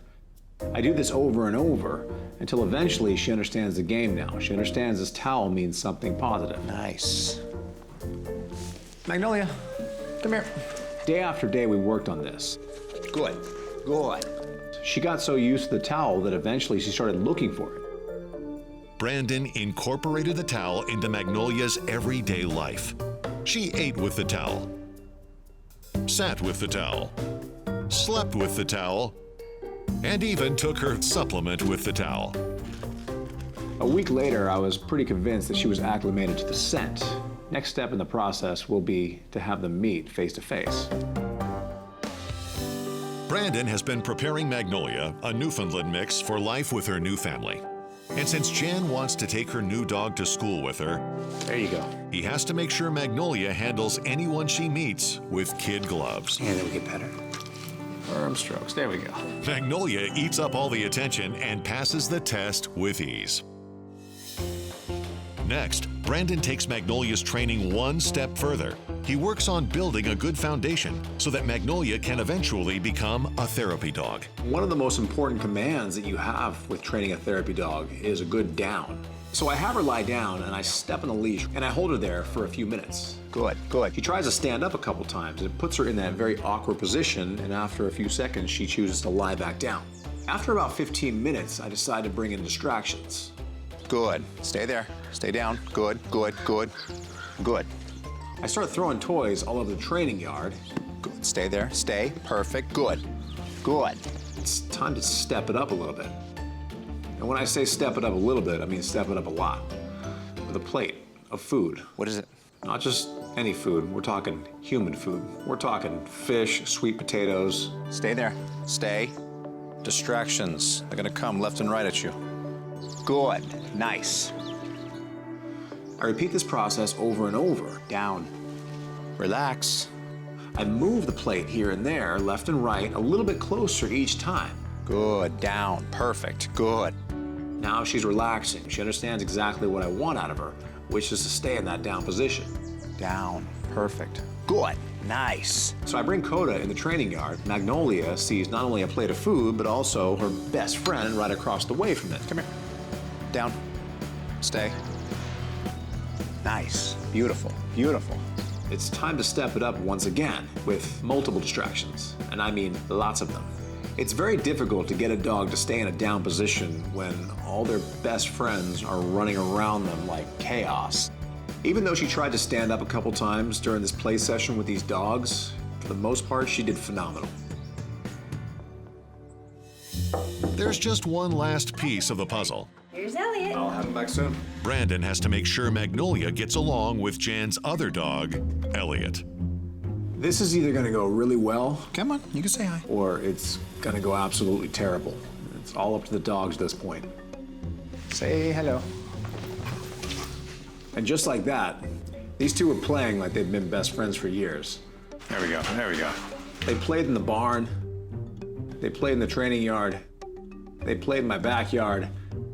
And finally, when their energy was depleted enough, I was able to take them for a walk. So I think it's safe to say that they get along just fine. All right, I'm convinced, come on. Not that long ago, 11-month-old Magnolia was alone in a shelter after being surrendered by her previous family. After weeks of training and passing every test, she's ready to be welcomed into her new forever family. When I pulled up in the driveway, I decided to give Magnolia a little wardrobe change. Come here, you won't be needing this anymore.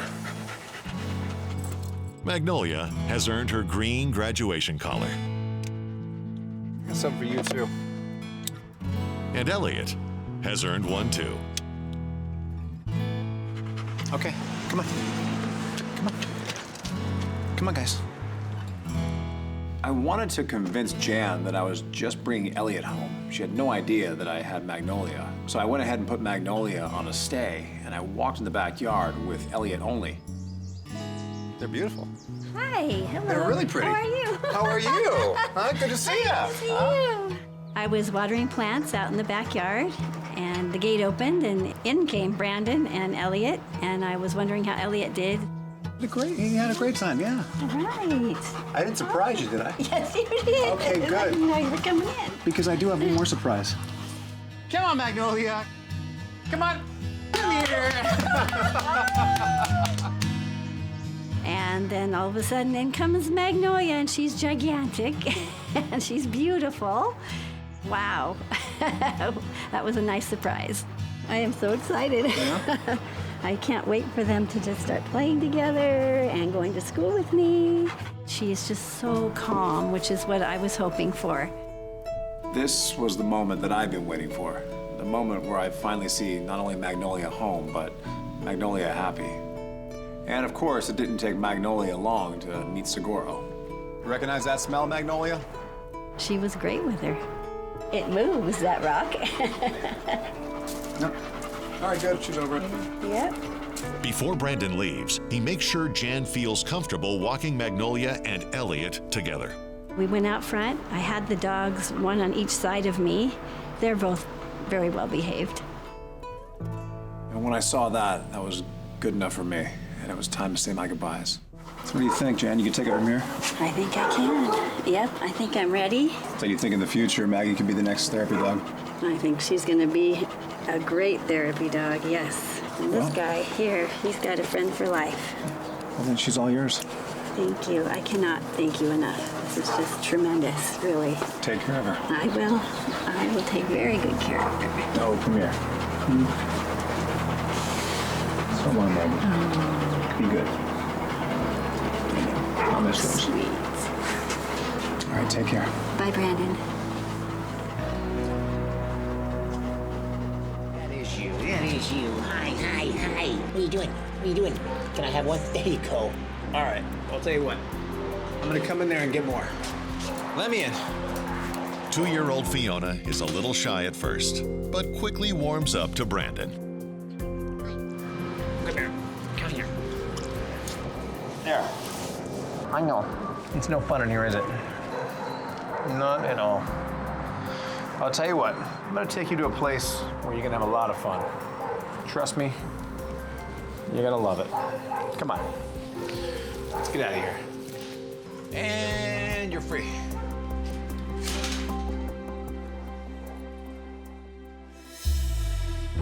Since Fiona has experienced health issues while at the shelter, Brandon takes her to the vet for an exam. Hi. Hey, Dr. Nardi, how are you? Good, how are you? Doing well. Who's this? This is Fiona. Hi, Just got her out. She's very pretty. So She what's the is. story on Fiona? The story that I know right now is apparently she was in the shelter for a few months. Okay. And they said that she had random episodes here and there of throwing up.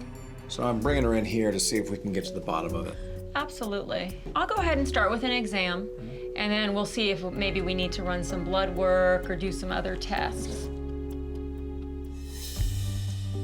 Dr. Nardi first checks Fiona's eyes. Good, eyes look nice and clear. Next, she checks Fiona's ears. So it looks like she's got an ear infection in this left ear. Let's see. Yeah, she's got an infection in the right ear as well. Okay. I'm not surprised. The Beagle breeds with the floppy ears. Yeah. I mean, they tend to trap moisture and, you know, they're prone to infections. Yeah. We definitely can take care of it today.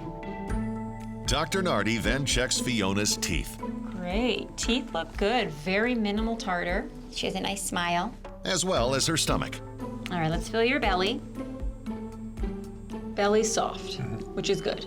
Not painful at all. I don't feel any enlarged organs. Nothing feels out of place to me. There's no obvious reason for the throwing up, you know, based on this exam.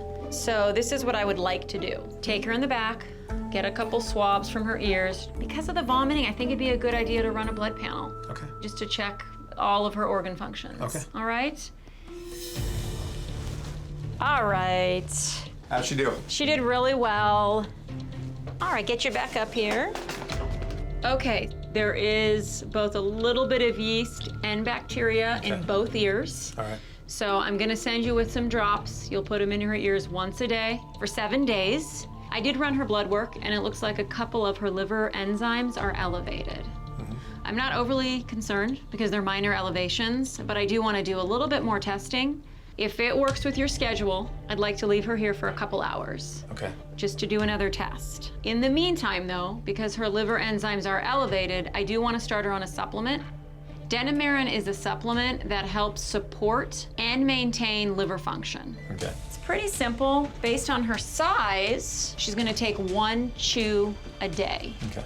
I'm gonna have you hold off on training at least until I get the results back tomorrow and I give you a call, okay? All right, I'll be back in a couple hours. Thanks, Dr. Nardi. After a few hours, Brandon returns to pick up Fiona. Talk to your veterinarian before providing any health supplements to your pet. Back at the ranch, Come on inside. Fiona receives her red training collar. You ready? This is your official training outfit, and it fits perfect as usual. Let's go meet the pack. Come on. Let her in, let her in, let her in. Make her feel welcome. All right, go on. Go make some friends. Welcome to the Lucky Dog Ranch. At first, Fiona is a little unsure of her new environment. But before long, she's off and running. She might be the perfect match for the Lucero family who is looking to rescue a second dog.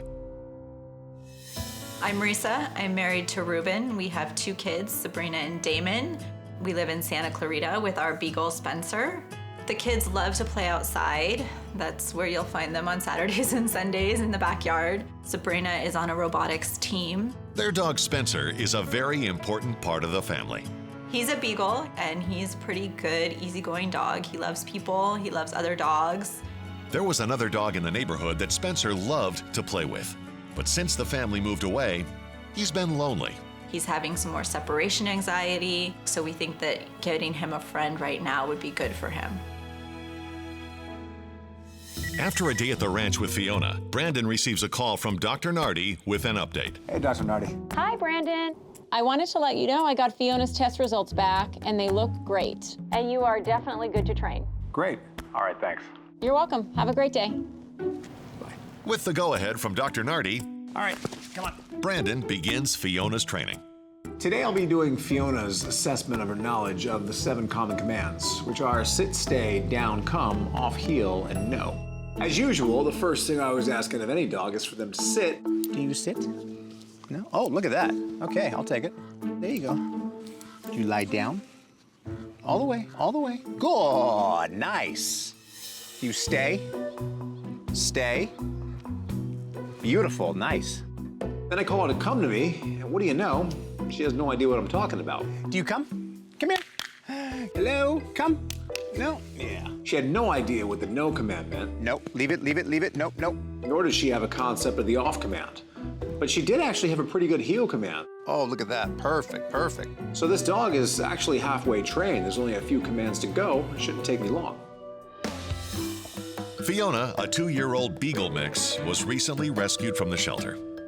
While she acclimates to Lucky Dog Ranch, Brandon heads to Santa Clarita to meet with a potential family. Today I'll be doing a home visit with the Luceros to see if they're a good match for Fiona. Hi, Brandon, come on in. We sat down and got right to it. They currently have a dog named Spencer who's a Beagle, and apparently Spencer had a best friend in the neighborhood that moved away, and ever since this happened, Spencer has shown signs of depression.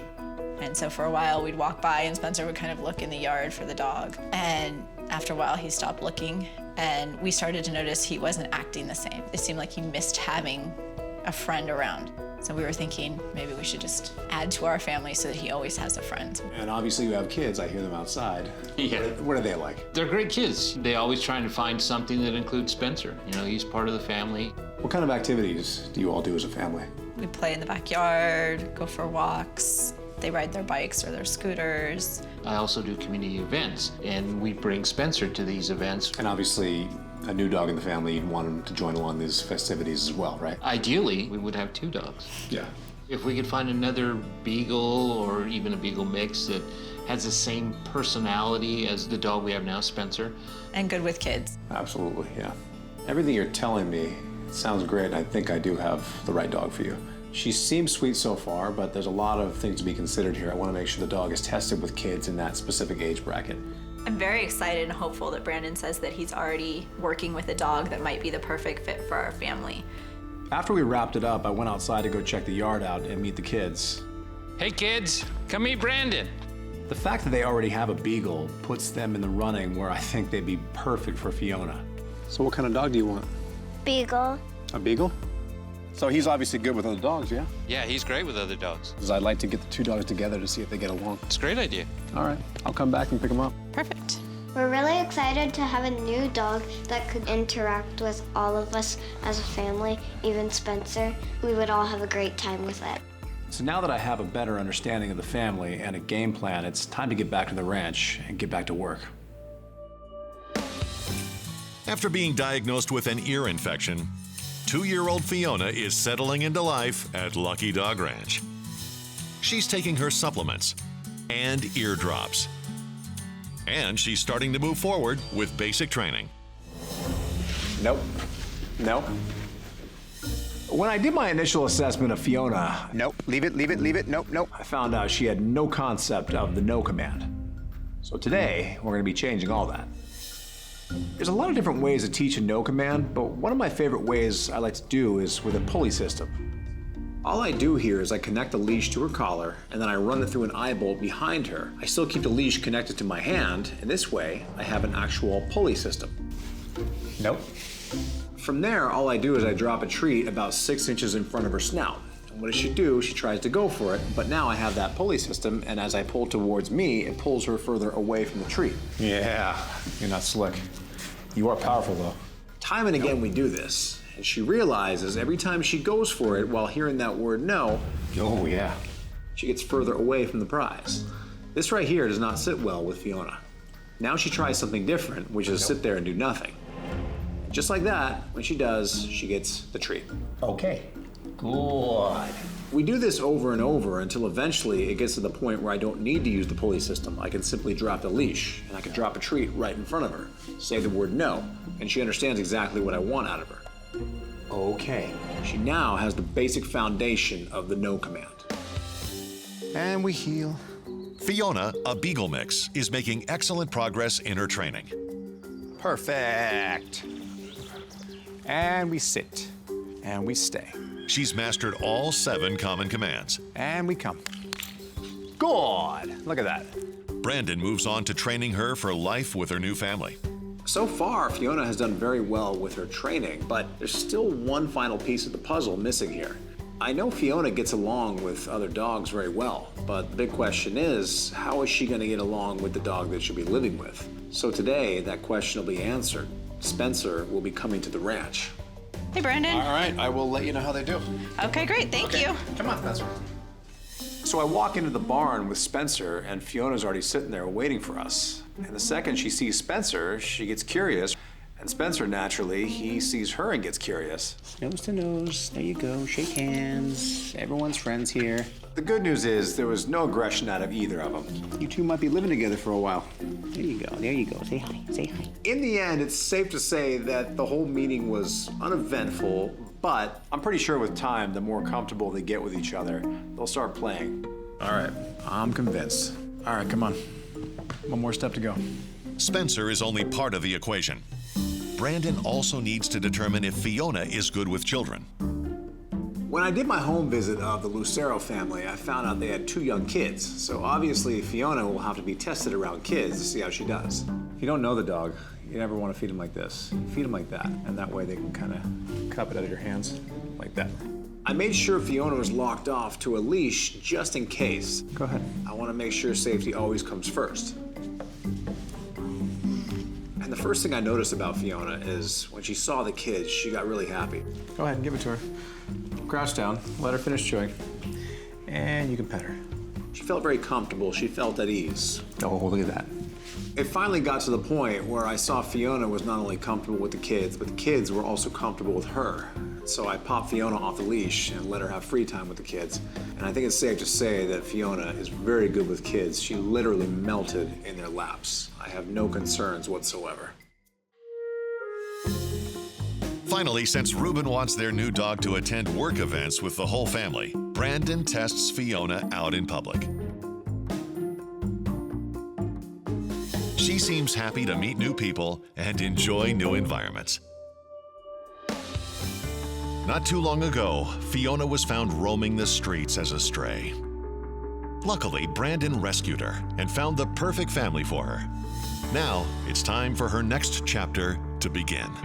Today's the big day that everyone's been waiting for.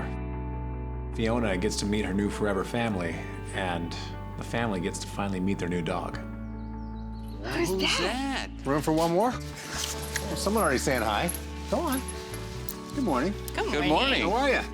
Around the corner came Brandon with Fiona, and it was such a surprise. We weren't expecting it. Hello there. Oh, look at you. Yeah. It's nice. You know, the expression on Damon and Sabrina's face is everything I thought it would be. They're gonna be best friends. Those are the best. What's going through your mind? This is fantastic. What do you think, Sabrina? Are you excited? It was really fun and exciting to see Fiona and think that she was going to be our dog. Yeah, that's your new sister. Say hello. Say hello. Yeah. I could tell this is something they've been waiting for quite a while. And by the look on Spencer's face, it looked like he'd been waiting a while too. I let them all finish having their moment, and then I wanted to show the family how to work their new animal. Sit. Lie down. Good girl. Praise and pet. Good. The more you talk to her, the more she's going to respond and do well next time. It was really fun to work with Fiona and have Mr. Brandon train us to work with her. So use your right hand and say stay, okay? Now we're going to back off. And we're going to say, Fiona, stay. We're going to back off one more foot and say stay. And we're going to back off even one more foot. And we're going to say stay. And then you're going to give her a treat because she stayed. Say, good girl. Good girl. There we go. Slowly but surely, I saw Fiona listening more and more to the family. Down. Oh, excellent job.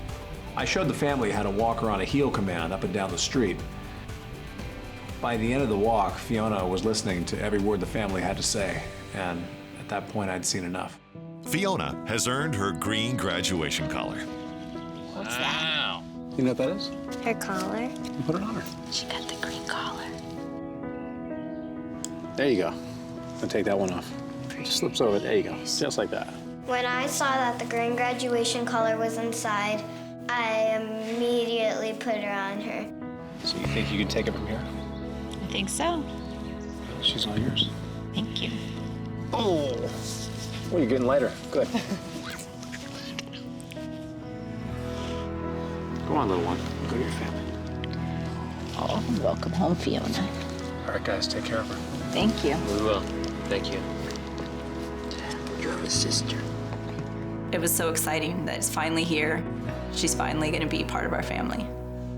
Mile away. You feeling all right in there?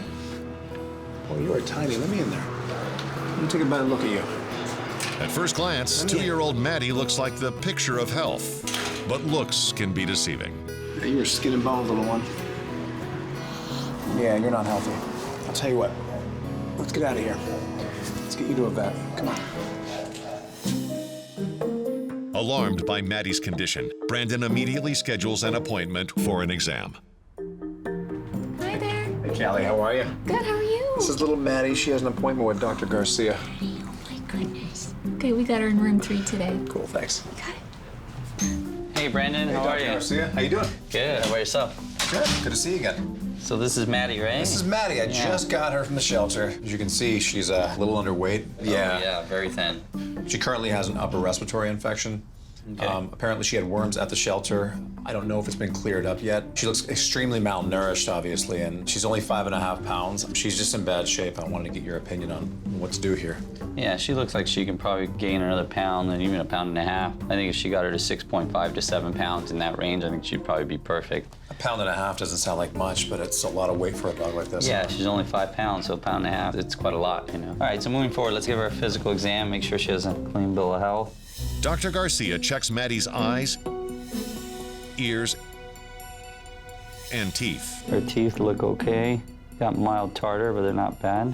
As well as her heart and lungs.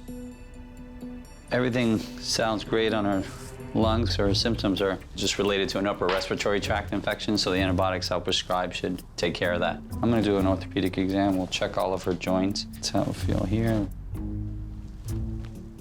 You turned and licked there, you saw that? Usually that's a sign of pain and discomfort. That's how we know. See there? A little lick.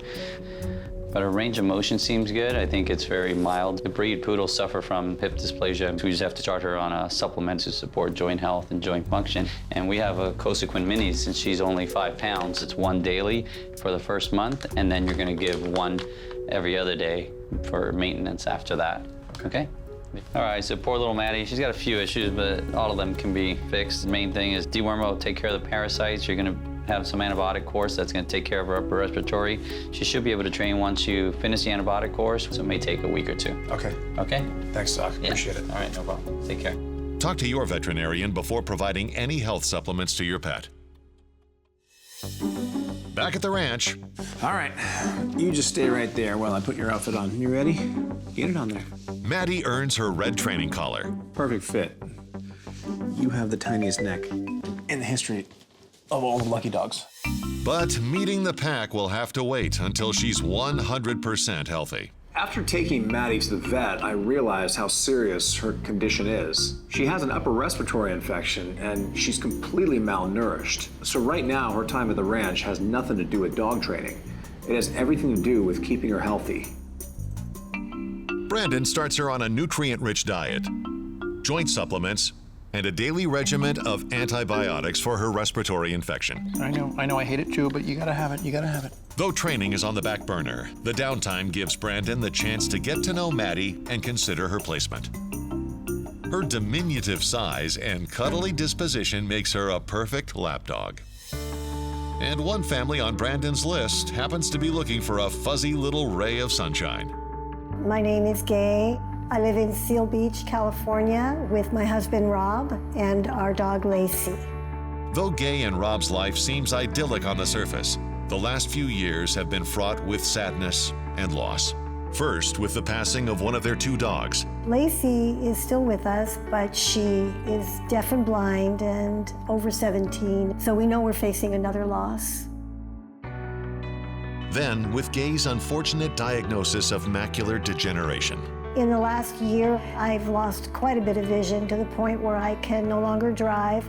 Gay's depression helps to have a focus, and I could see her light up when she would talk about getting a new family member. We're looking for a small dog, easygoing, playful. A dog that we can change the focus from the sadness that we've been experiencing to something more positive and more life-affirming. A sweet and affectionate lapdog like Maddie could be the perfect pick-me-up for Gay and Rob. But before that, she'll need to face her own uphill battle. You are underweight, my little one. Not even 5.5 pounds. I gotta put some weight on you. A few short days ago, Brandon rescued 2-year-old Maddie from the shelter. But this poodle mix's training was immediately put on hold when Maddie was diagnosed with an upper respiratory infection. Instead of training, Brandon focuses on bonding with Maddie and nursing her back to health. In the meantime, he heads down to Seal Beach to meet potential pet parents, Gay and Rob. Gorgeous home. How long you two lived here? Thank you. Be our 10-year anniversary 10-year here anniversary. in September. And you're right by the beach. Pretty close. Yeah. What's your everyday life like? We walk, we go downtown. Downtown Seal Beach is very quaint. We go to cafes. And I'm assuming that a new dog in your life you'd want to do these same activities with. Absolutely. We'd like to take a new dog everywhere we can with us. So tell me about your experience with dogs. We have Lacey, and she's 17 now. We had Max as well. Max passed away 10 months ago. He was my little buddy. And at the same time, I've been losing my vision to macular degeneration. Apparently Gay is legally blind, and this has caused her a lot of depression recently because she can't drive anymore and she can't live the normal life that she once could. And I know that it's going to get worse because that's the nature of the disease. So I felt that it was time for us to have a different focus, a happy focus.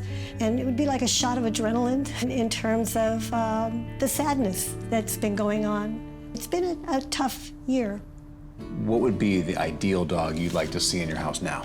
A small dog, one that's pretty mellow and adaptable, plays well with other dogs. This is a very pet-friendly property. Yeah, so we have a doggy door that the dog can go out and go down a couple of steps and then to gravel. And so you want your dogs to go to the bathroom specifically in this area, no other area? Yeah. It makes things tricky because A, Maddie doesn't even know a dog door yet, and B, it's very difficult to explain to a dog you have to use the bathroom in one specific area. There's one dog in particular that stuck out of my mind that I think she'd be great for you. Her name is Maddie. She's a very tiny poodle mix, very sweet. She came from the shelter very malnourished. She had an upper respiratory infection. So until I get her 100% healthy and trained, obviously I can't even tell you if she's the right dog for you. But right now, everything's looking like it is. That'd be great. The fact that Brandon thinks that he may have a dog for us is so uplifting. So on that note, I'm gonna get back to the ranch and I'll be in touch with both of you. Okay, thank you very much. All right. Thank you.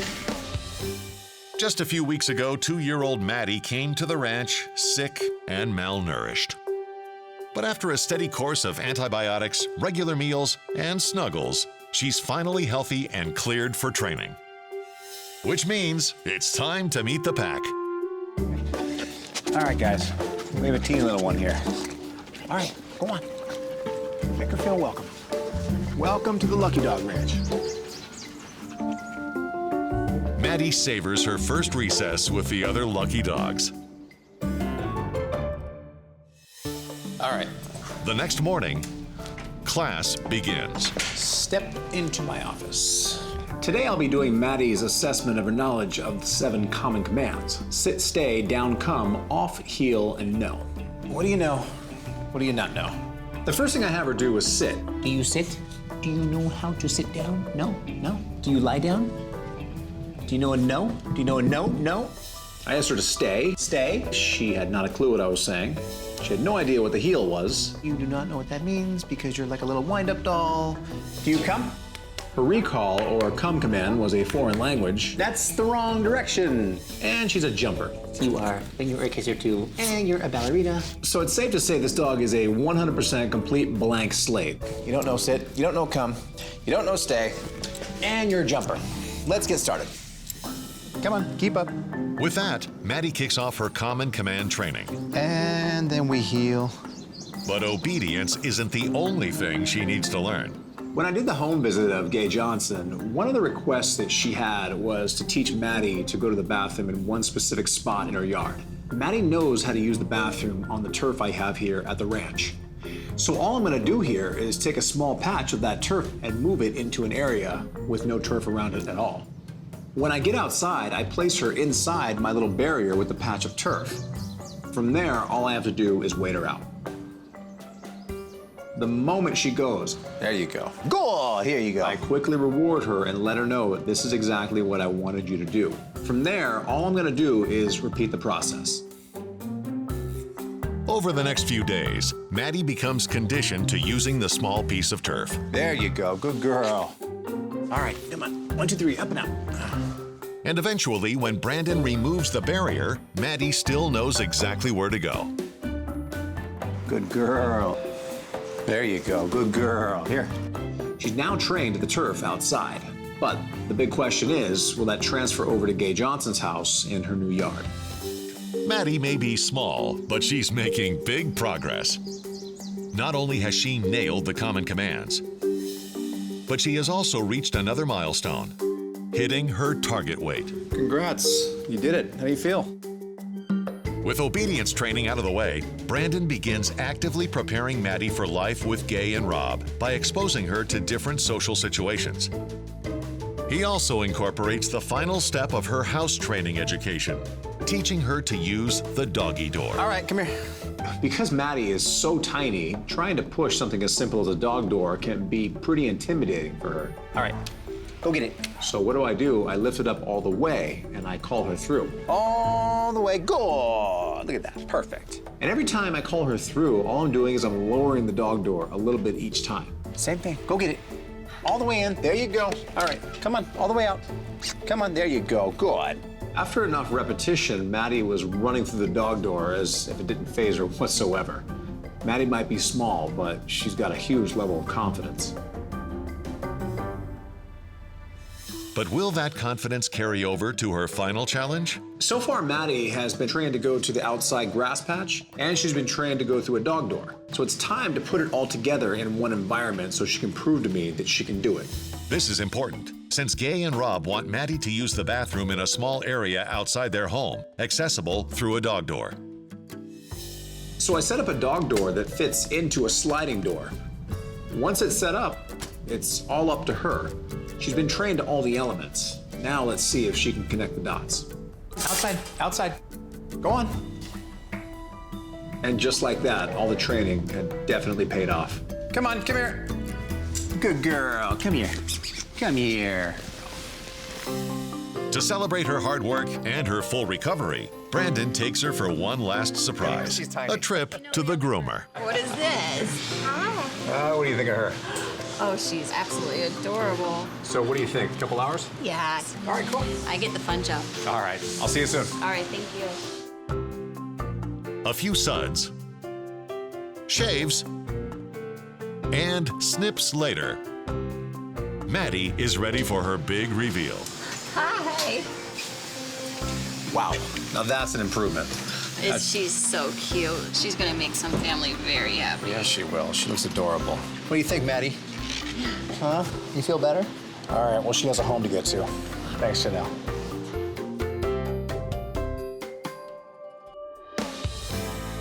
Not long ago, 2-year-old Maddie was adopted from the shelter. But when her new family discovered that she had an upper respiratory infection, they returned her. With her future in limbo, Brandon stepped in. Now, after weeks of hard work and healing, she's getting her second chance. It's been a long road for Maddie. She's definitely had her ups and downs, but today's the day she finally gets to meet her new forever family. We were enjoying ourselves at the beach, just relaxing and looking at the surf. And oh my gosh, Brandon showed up with Maddie.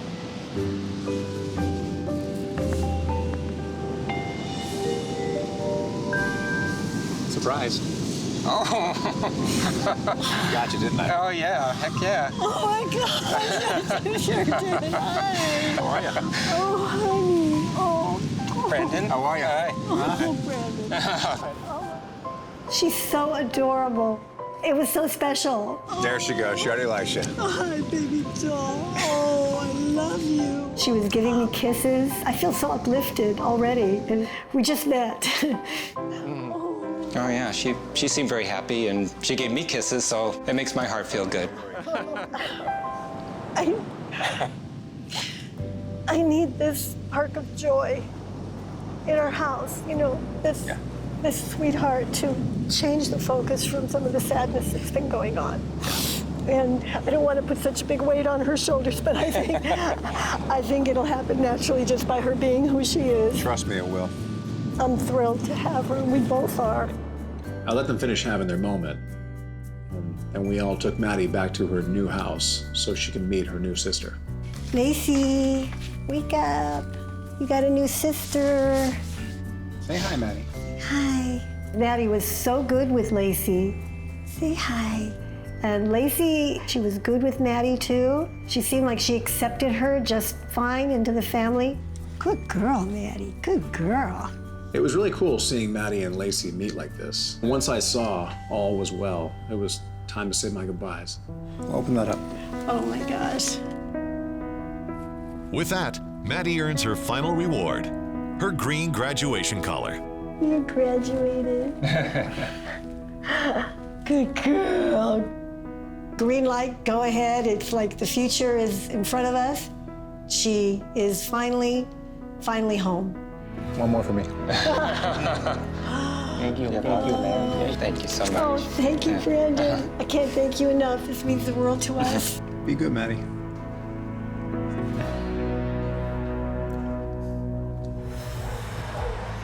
Hi, there you are. There you are. I recognize you from a mile away. Look at you. Are you happy? Or are you just wagging your tail? Did you finally have a human saying hi to you? Does that feel good? Do you like the ear scratch? Despite living on the streets, 2-year-old Henry shows Brandon he's an affectionate lapdog. I'll tell you what. Just for that, that was your ticket out of here. Let's go for a drive. Oh my gosh, you're free, you're free, you're free. All right, come on. Back at the ranch, Right on. And gotcha. Henry receives his lucky dog in training uniform. All right, let's go meet the pack. Come on.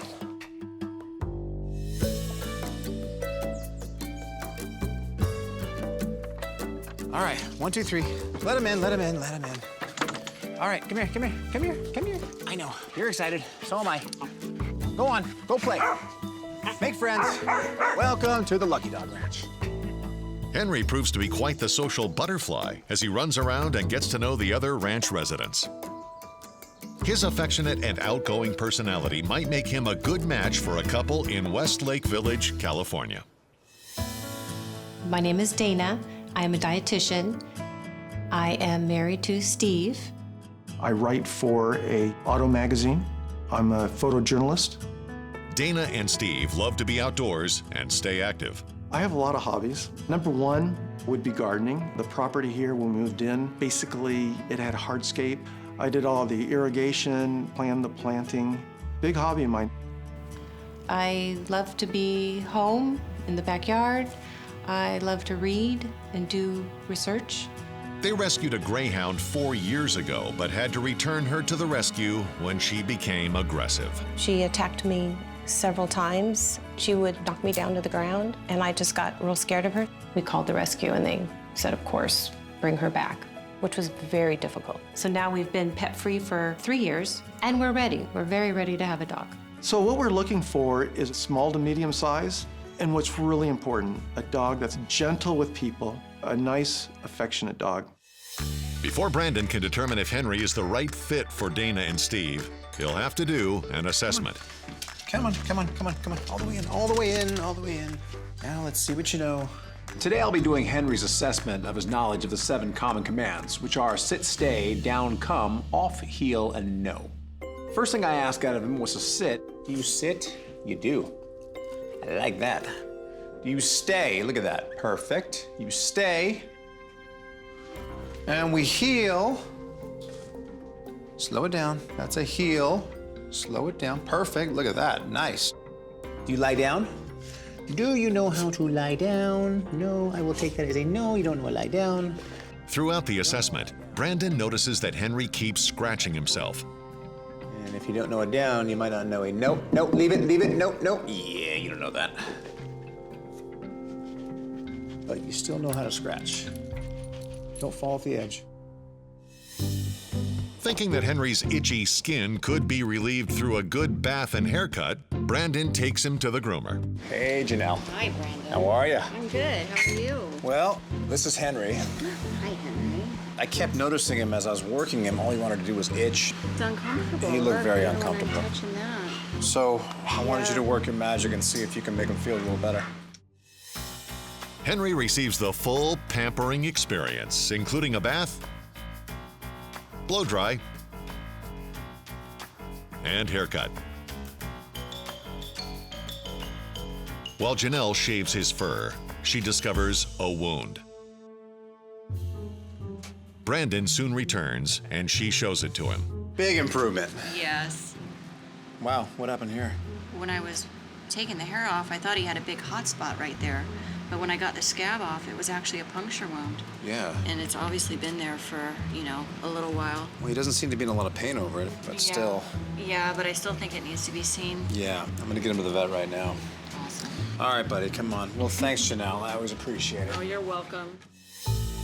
Brandon takes Henry to the vet right away for an exam. Hi. Dr. Nardi, how are you? Good, how are you? Doing well. Hi. Say hi, say hi. This must be Henry? This is Henry. Oh my goodness. Did you just get him groomed? He looks good. Yeah, you would have never recognized him a few hours ago. Took him to the groomer, and we noticed this right here. I see that.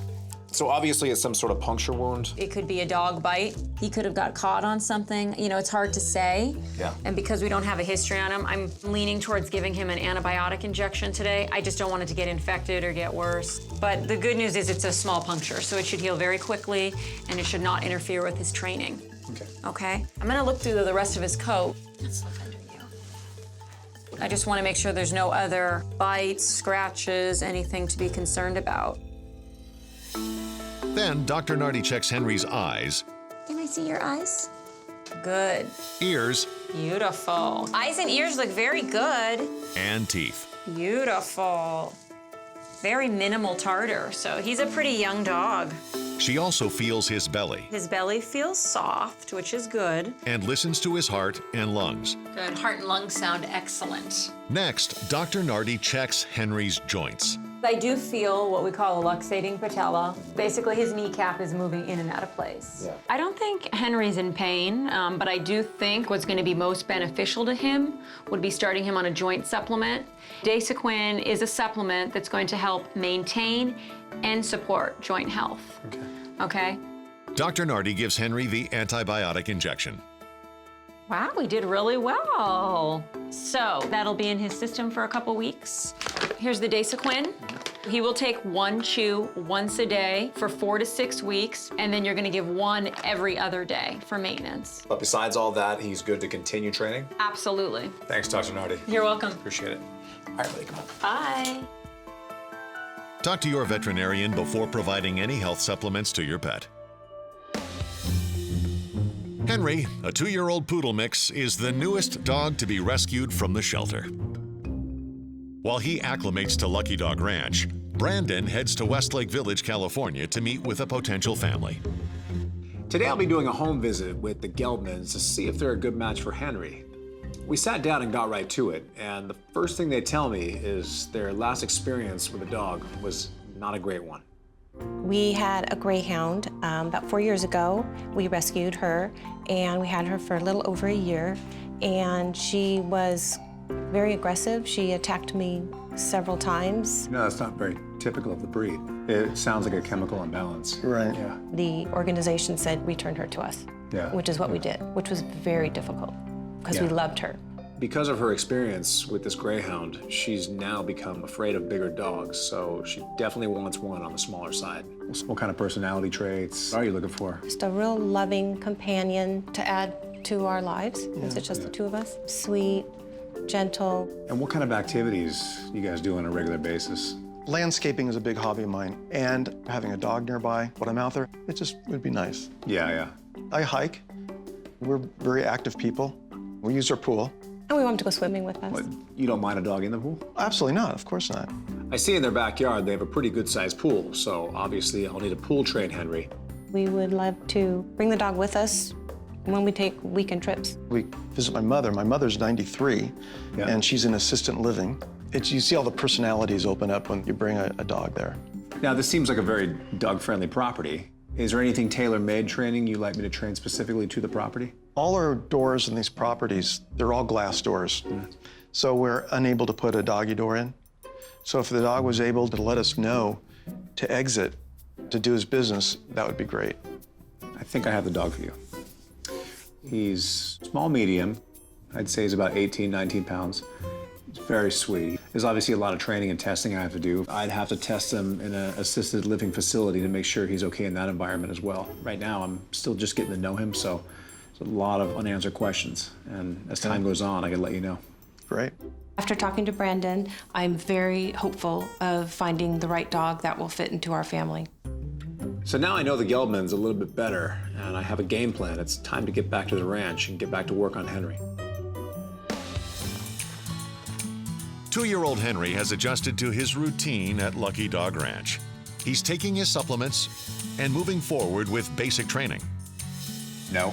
With a little bit of focus, Henry learns the no command. Okay, good. And we stay. He also masters the rest of the 7 common commands. And we sit. And then we stay. And then we heel. Perfect. Good, good, good. Perfect, perfect, perfect, perfect, perfect. Good. Come on, Henry. Brandon moves on to training Henry for life with the Geldmans. Since they want their dog to join them on road trips, Brandon car trains Henry. And Henry seems perfectly happy to be out on the open road. Then, Brandon conditions Henry to long hikes. Henry is more than eager to keep up on the trail. For Henry's next training session, he'll have to jump in with 4 paws. When I did a home visit of the Geldman family, I saw they had a pool in the backyard, so obviously Henry will have to learn Pool Safety 101. I'm gonna simply drop him in the pool 1 foot away from the exit. Oh, we have a smooth swimmer. Look at him. And he simply swims to the exit. Good, good. All the way, all the way, all the way. Good, good, good. And 1 foot turns into 2 feet. There we go. Nice and smooth. Stay on course. There you go. All the way. Good boy. Throughout the session, I kept bringing him further and further back from the steps, until eventually I bring him to the middle of the pool. Where are we going? Where are we going? Good. All the way out. And what does he do? He goes to the wall. All the way. So I make sure I'm right there for safety, just in case he gets too tired. Right here, he's struggling to get out. I need to let him know that there is no way to exit the pool right here. There's the magic step. And suddenly he changes tactics because he remembers exactly the area that got him out time and again. Eventually, he got to the point where no matter where I dropped him in the pool, he made a beeline for those steps. He now has the basic foundation for pool training, but the big question is, can he do this in his pool, in his new forever home? There you go. Good, good, good, good, good. Good boy.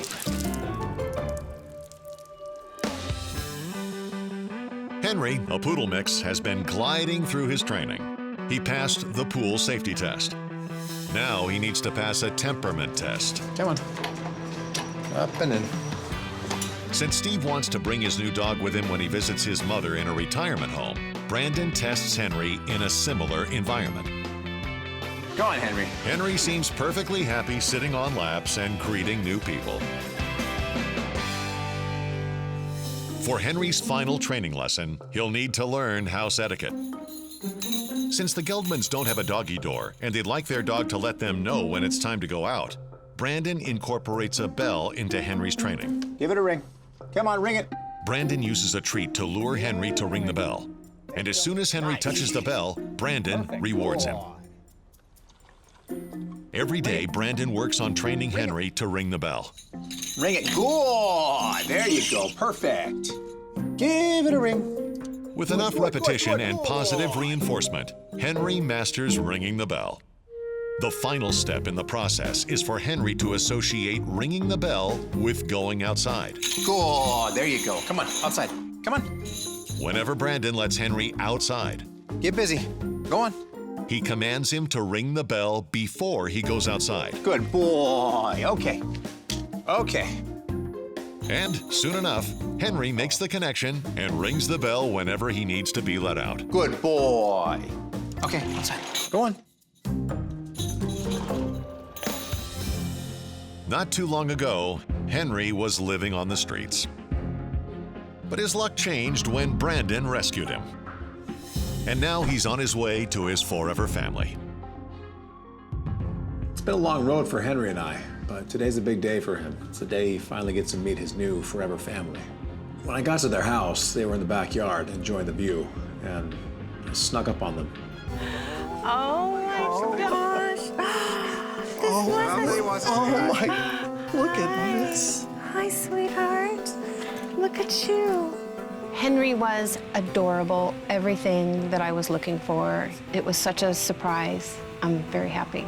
Hi, sweetheart. Well, he likes you. Oh, right. he likes you. Of course. Oh my goodness. What an adorable dog this is. We're very excited to have him. What do you say we show him around his new home? I took Henry inside and I wanted to show him a few things about their new dog. This is gonna be your primary door you let him out to, right? Yes. First, Brandon shows off Henry's ability to ring a bell to go outside.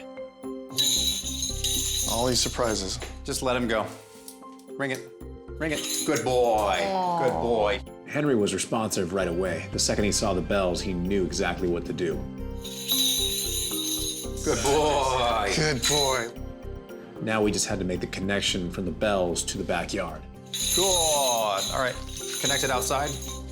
Henry learned how to ring the bell to let us know to go outside so easily. It was great.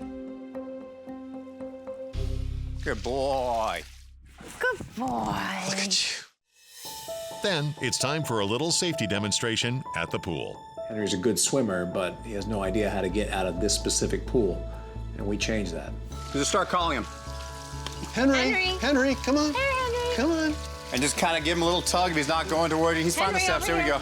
Come here, sweetheart. Good. Let him out. Praise him. He's going to shake all over you, so give him a second. Good boy. Good boy. Good boy. So over and over, we showed Henry the exits of the pool, but most importantly, we showed him where not to try to get out. Henry. Let him see where he goes. Just let him go. Let him go. Henry, like most dogs, he had a few failed attempts in the part of the pool with no steps, and he learned his lessons pretty quickly. Over here, honey. Henry. Give him a little tug, little tug. There you go, there you go. Boy, Good boy. Now praise him. Good boy. Here we go. I feel confident that if he did fall in, that he would be able to get out of the pool safely. There's another step right there, actually. Right, he's Wow, headed why is he that going way. that way? Let's see where he goes. See, he understands that step now. See, once he gets there, he can get out. Oh, good boy. Good boy. Good boy. At that point, I'd seen enough. You think he can handle it from here? Oh, yeah. I think so. There's one more thing. Aha. Graduation collar? Put it on him. Henry has earned his green graduation collar. He graduated. How cool is that? And now coming into our lives. Come here, Henry. Good boy. Come here, buddy. At that point, it was time to say my goodbyes. All right, guys. Thank you so much. Thank you. All right, guys. You know, I can see that you're not happy to be in there, but you're happy to see me. I'll tell you what. Let me inside. Let's get acquainted. 2-year-old Dean is a little shy at first, but he quickly warms up to Brandon. Oh, thank you. Thank you. I needed one of those. All right, well, I'll tell you what. You and I go for a drive. You can give me all the kisses you want when we get back to the ranch. Come on. And you're free. Freedom, come on. The shelter informs Brandon that they've noticed Dean has been getting sick in his kennel over the past couple of days. So Brandon takes the dog to the vet right away for an exam. Hi. Hey, Dr. Nardi, how are you? Good, how are you? Good to see you again. Nice to see you. Who's this? This is Dean. Hi, Dean. My goodness, he's adorable. Yeah, he is. Hi. When I picked him up, the shelter said that he's been vomiting for the past couple days. So I wanted to get your opinion on what's going on there. Maybe. Sure. So what I'll do is I'll do my full physical exam. We'll see if I find anything, and if not, I'm probably gonna want to do a couple tests today, okay? Dr. Nardi starts off by examining Dean's eyes. Good, eyes are very clear. Then she checks his ears Beautiful. You are such a good boy. and his teeth. Teeth look good. Very minimal tartar. All right, let's feel his tummy, especially since he's been vomiting. I want to make sure nothing's painful. I don't feel anything abnormal. His belly is soft, which is a good thing. He's not tensed up. Let me go ahead and take a listen. Good, heart and lungs sound very good. Nice normal heart rhythm, no murmurs, so that's good. So, pretty unremarkable exam. He looks really good. But because he's been vomiting a couple days and we don't know his history, I think we should start with some x-rays. I just want to make sure there's nothing he could have ingested. Assuming that's normal, I'm going to grab a little bit of blood and also check some blood work just to make sure there's nothing going on internally with his liver, his kidneys, any other organ that could make him sick. Okay. Okay? Hi. How do you do? He was a very good boy. X-rays looked great. No evidence of obstruction. Blood work was all normal. It's probably something he ate, you know, maybe a new food or something at the shelter, or maybe even a little bit of stress. So what I'd like to do is I'd like to get him on a prescription bland diet for the next couple days. And I also recommend we start him on ProViable. Okay. It's a probiotic. And I think that's really gonna help support and maintain his good intestinal bacteria. Okay. So very simple, 1 capsule a day. Okay. Okay? All right, perfect. So besides all that, he is good to take back to the ranch and begin training? Absolutely. Perfect. Thanks, Dr. Nardi. You're welcome. All right, Dean, come on. Talk to your veterinarian before providing any health supplements to your pet. Back at the ranch. You ready? Watch this. Dean receives his lucky dog in training uniform. There you go. Perfect fit. You like that? Thank you. Guess what? First day of training. Come on, let's go meet the pack. All right, go on, go play. Welcome to the Lucky Dog Ranch. Dean is a little unsure of his new environment at first. But after a few encouraging words from Brandon, he's off and running. His sweet personality might make him a good companion for a woman in Ontario, California. I'm Alicia. I drove a city bus for 9.5 years. And once I became injured, I filtered into workers' compensation and retired as a specialist. Alicia's injury required knee reconstruction surgery. To stay healthy, she walks every day and would love a dog to join her. I think having a dog would make me move more. You know, moving is the best pain relief. She also feels like it's the right time in her life to get a dog. The grandkids have grown up and they're on their own and in high school and college and the Navy. And I want a dog for the companionship, to walk with me, to spoil. I need a dog in my life. Before Brandon can determine if Dean is the right match for Alicia, he'll have to do an assessment. Today I'll be doing Dean's assessment of his knowledge of the 7 common commands, which are sit, stay, down, come, off, heel, and no.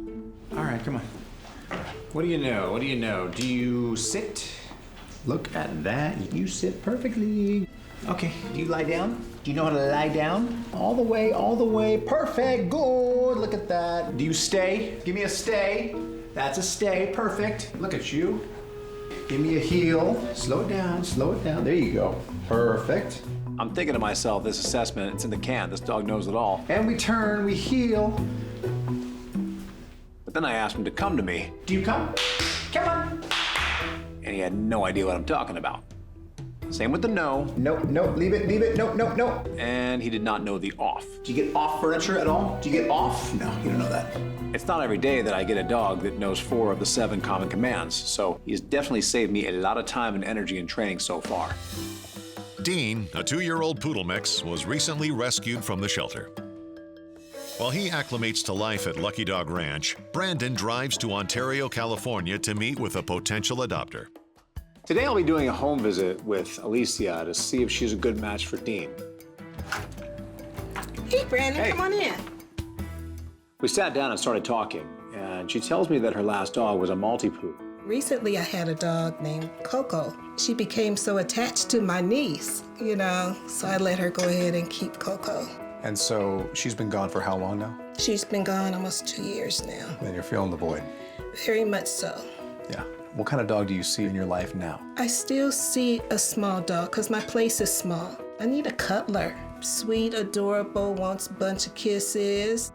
What's your lifestyle like? Activities, hobbies? What's your everyday life like? Well, I usually start my day with the walk. 1 to 3 miles. I had to kind of slow it down because of a knee injury. Does this prevent you from exercising for long periods of time? Yes. Yeah, I have 6 knee surgeries. 6. Yes. That is quite a lot. Yes. My first question to you is, if you did get a dog, would you be able to exercise this dog every day and give the animal what it needs? Oh, absolutely. Okay. Even if we didn't go for the big walks, in our complex, there's plenty of places to walk him. Yeah. In what way do you think a dog could increase the quality of your life? It'd be great company to walk with. Yeah. Number one, then meet other people. And we have dogs in our family. So when we have barbecues and get together, all the dogs come together in the backyard or at the park or wherever we are. And they are so playful, it is too cute to watch. Yeah. While we were talking, I started narrowing down dogs that I have, potentials for you. And there's one in particular that I have in mind. He's a poodle mix. He's small, so he's adequate for your lifestyle. He's probably about 10, 12 pounds. Okay. So far, he seems very sweet, but I'm just scratching the surface. I'm getting to know him, so there's a lot of unknowns at this point. But if things keep moving in the direction with him that I think they're gonna go, he might just be the perfect dog for you. My heart just leaped when he said that. I really hope this works. So looking around your place, obviously it is adequate for a dog. You already have had a dog here in the past. Yes. And I see you have a dog door right there that leads to your balcony. Yes. So obviously I'll train Dean to the dog door to use the bathroom outside. So with all that, I'm gonna get back to the ranch and continue training him, and I'll be in touch. Thank you. I look forward to hearing from you. Dean! Come on, Dean! Come on, Dean! Come here, good boy. 2-year-old Dean has leaped into his training. Come on, Dean! Good boy. No. He's learning the 7 common commands. No. Okay, good. And taking his supplements along the way. Because Alicia had 6 knee surgeries, Brandon works to perfect Dean's heel using a special harness that prevents pulling. I have to make sure that A, he doesn't pull too hard, and B, he never weaves between her legs, because that could trip her up, sending her right to the hospital for a 7th knee surgery. Good, and we heel. Perfect, perfect, perfect, good, nice, beautiful, bravo! Before long, Dean masters all 7 common commands. Perfect! Brandon moves on to training Dean for his new family. Since Alicia's grandkids visit often, Brandon tests Dean around children. And right away, I could see Dean was wagging his tail. Oh, I think he might just like you. It's safe to say that what I saw today, Dean seems very comfortable around kids. Since Alicia's patio has a doggy door and she wants her new dog to do his business outside, Brandon has to first train Dean to get busy on a patch of turf. All I do is create a barrier around the turf, and I place him inside of it. Go on, get busy. Now he has no other option but to go on that patch of turf. There you go. Good boy. I repeat this process time and again. All right. Go on, do your business. So now Dean has been conditioned to the turf patch. It's time to remove the pen. All right, go on. Good boy, there we go. The next step in the process is teaching Dean how to use a doggy door. The easiest way to teach a dog to go through a dog door is simply lift the flap up. Dean, come on. I call him through, and he jumps on through. Effectively, he gets a reward. Same thing. I do that over and over, and each time he's coming through, I simply lower the flap slightly until eventually it's hitting his back. Same thing, come on, all the way out. Good, perfect. At that point, he understands that he can actually push the flap to get through the dog door. Come on, Dean. There you go, perfect. So now he's trained to use the dog door, it's time to connect the dots. Dean was having free time in the house when suddenly out of nowhere, he runs out that dog door. When he does, I look out to see what he's doing, and lo and behold, he's using the grass patch as he was trained to do. Good boy, Dean. Come on, Dean. The minute he does, he runs back in the house. He now has connected all the dots. Come here. Good boy. Dean, a poodle mix, has exceeded expectations with his training so far. Come on, there you go, good boy. Come on, Dean. It's time to put it into high gear. Since Alicia wants her dog to join her on road trips to visit relatives, Brandon acclimates Dean to car travel. But there's just one bump in the road. Every time Brandon tries to get Dean to jump in the car by himself, he refuses. Not gonna do it, huh? When I talked to Alicia at her house, she told me that she had 6 knee surgeries, so obviously her mobility is a little bit compromised. So today I'll be teaching Dean to actually jump inside of a vehicle. All right. I'm gonna take it step by step. And what I mean when I say that is I'm gonna create a step for him. Oh, what is that? What is that? Go get it. Go get it. There you go. Good. Same thing. We come down. Good. There you go. Good. And we go up. Good boy. And we come down. Good boy. He's got the confidence now, so we're simply gonna shorten that step. There we go. Same thing. Same thing. Oh, look at you. Already using it. Love this. Loving that. We do this over and over. I'm building his confidence. I'm giving him more experience. We go up. Good boy. And we come down. Good. There we go. Eventually, I saw he was confident enough where I can remove all the steps together. Go up. Good. And then we come down. Good. And then we go up. Good. And now he can jump inside any vehicle with no problem, and Alicia can save her knees from a little pain. It wasn't that long ago that Dean, a 2-year-old poodle mix, was found on the streets as a stray. He shed his past and is ready to start a new future. Today's the big day for both Dean and Alicia. It's the day they finally get to meet and form a forever family.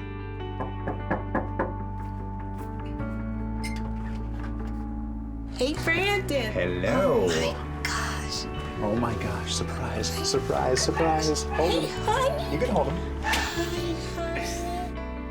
When he presented the dog to me and I held it, and no joke, it was like every little piece of anxiety and tension. It's like just falling off like water off a duck's back. You want to go sit down? Sure. Come on.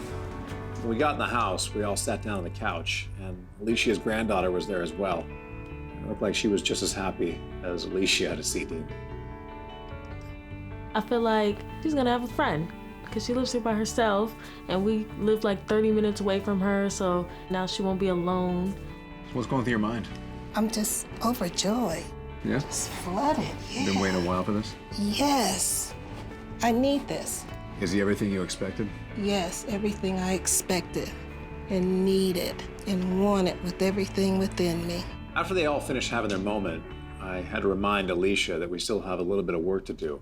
I know you've been waiting a long time for this, but there's a few things I want to show you with him. Okay. I know that you've had issues with your knees in the past. Yes. I want to make sure that you can safely walk him with no issues before I actually give him to you. Okay. All right, come on, let's go. If I see that she has no control of Dean on the leash and she has no ability to control him, this is a bad match. The deal is off. Say heel, walk forward. Heel. And stay. Stay. Stay. Good. Heel. I saw right away, Alicia took authority, and Dean instantly respected her. At that point, I showed her something else that's gonna make it a lot easier on her knees. And we go up. There you go, good boy. I wanted her to see that when she opens that car door up, Dean jumps in right away. And we come back down. This right here is gonna save her knees from a little bit of pain over the years. There you go. Good boy. There you go. Perfect. Come on. Perfect. Good boy, Dean. And at that point, I'd definitely seen enough. It was time to say my goodbyes. Dean has earned his green graduation collar. That's it. It's all yours. Take care of him. Yes, thank you, thank you, thank you. So long, Dean. Be good. Go to your family. Thank you, Brandon. Thank you so very much. All right, guys. Take care of him. Dean is my dog. He's my company. He's my new baby. Someone needs me now. Waiting for Brandon at the shelter is a sweet and gentle pit mix named Rainey. Is that you? Is that you? Yeah. You look familiar. I'll tell you what. Why don't you let me inside? We'll get acquainted. The unfortunate part about this breed type is you only hear about the bad stories. You never hear about the good ones. These dogs are known for search and rescue. They're known to be service dogs, PTSD dogs for military. They're highly trainable, very intelligent. They're extremely loyal. Oh, thank you. Thank you so much. I needed one of those. I'll tell you what. Let me say you and I take a drive. Come on. You don't need to be in here. All right, come on. Come on, and you're free. Come on, this way. This way, come on. To ensure that Rainey is healthy and ready to train, Brandon schedules a physical exam. Hey, Callie. Hi, how are you? Good, this is Rainey. She has an appointment with Dr. Garcia. Excellent. We got you in room 1 today. All right, come on, Rainey. Hey, Brandon, how are you? Dr. Garcia, how you doing? Good, how are you? Good.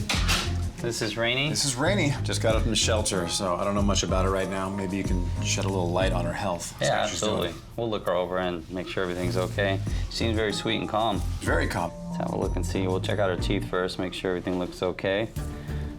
Teeth look okay. She looks like she's anywhere from 2 to 4 years old. And let's have a look in there, baby. Good girl. From there, Dr. Garcia examines Rainey's ears.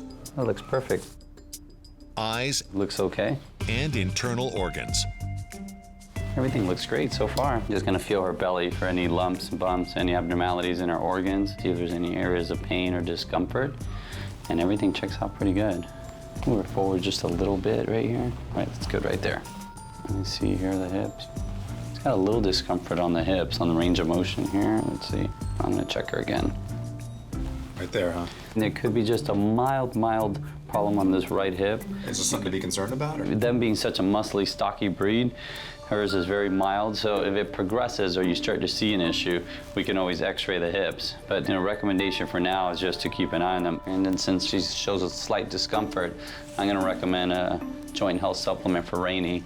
It's called Cosequin. And you're gonna start with 2 chews daily. You know, do that for the first month, and then you'll be giving 1 soft chew daily after that. Okay? So besides that, she's got a clean bill of health and she's good to start training? Yeah, she looks great. She can start training right away. Perfect. Thanks, Dr. All right. Garcia. You're welcome. Yeah. Talk to your veterinarian before providing any health supplements to your pet. With the all clear from Dr. Garcia, Brandon and Rainey return to the ranch, where Rainey earns her red training collar. All right, try it on. And perfect fit. And meets the pack. Morning. Let her in, let her say hi, let her say hi. Come on. Come here, come here. Make her feel welcome. Go on. Go play. Welcome to the Lucky Dog Ranch. Because of the misconceptions surrounding pit bulls, Brandon not only wants to find a loving home, but an owner who also understands the social responsibility that comes along with the breed. Luckily, he doesn't have to look too far. My name's Julie. I'm an office manager at a tax and business management firm. I'm married to Vincent. We live in Agora Hills. Together, they share their home with their 7-year-old cat, Kit, and their 2-year-old pit bull, Blue. We've had Blue as a member of our family for about a year now, and what I've noticed about Blue is that he's very timid and shy dog, especially around people. He shows a lack of confidence. He always is super happy when he's around other dogs. It seems to really relax him and make him happy, so we decided it's time to add another pup to our lives. And they both agree on the type of dog they see in their home. I would love to have another pit bull. I think they're amazing dogs. I mean, honestly, I do think that pit bulls get a really bad rap. People don't understand the breed. And it's really sad, so those dogs get overlooked. So if you go to many shelters, you'll find a lot of those breeds in there sitting, looking for homes. Brandon hopes Rainey might help debunk the stereotype. But first, she'll need to prove herself in class. Today I'll be doing my assessment of Rainey and her knowledge of the 7 common commands, which are sit, stay, down, come, off, heel, and no. The first thing I asked her to do was sit. Can you sit? Perfect. From there, I asked her to lie down. Down. Lie down. Do you lie down? Being a former stray, Rainey understands few commands. You don't lie down. Do you stay? That is not a stay. No, no, leave it, leave it. Yeah, you don't know it. You don't know it. But it's her temperament that is most encouraging to Brandon. She's a very mellow dog, and that's pure genetics. This is why when I look at Rainey, she should be a representative of the breed. Where am I gonna start? What am I gonna do with you? Because this is what the true pit bull should be. I got a couple ideas, don't worry. Come on. Come on. Just a few short days ago, Rainey became the newest student to enroll at Lucky Dog Ranch. To help maintain her joint health, Brandon starts her on a daily regimen of supplements. You gotta sit up for it.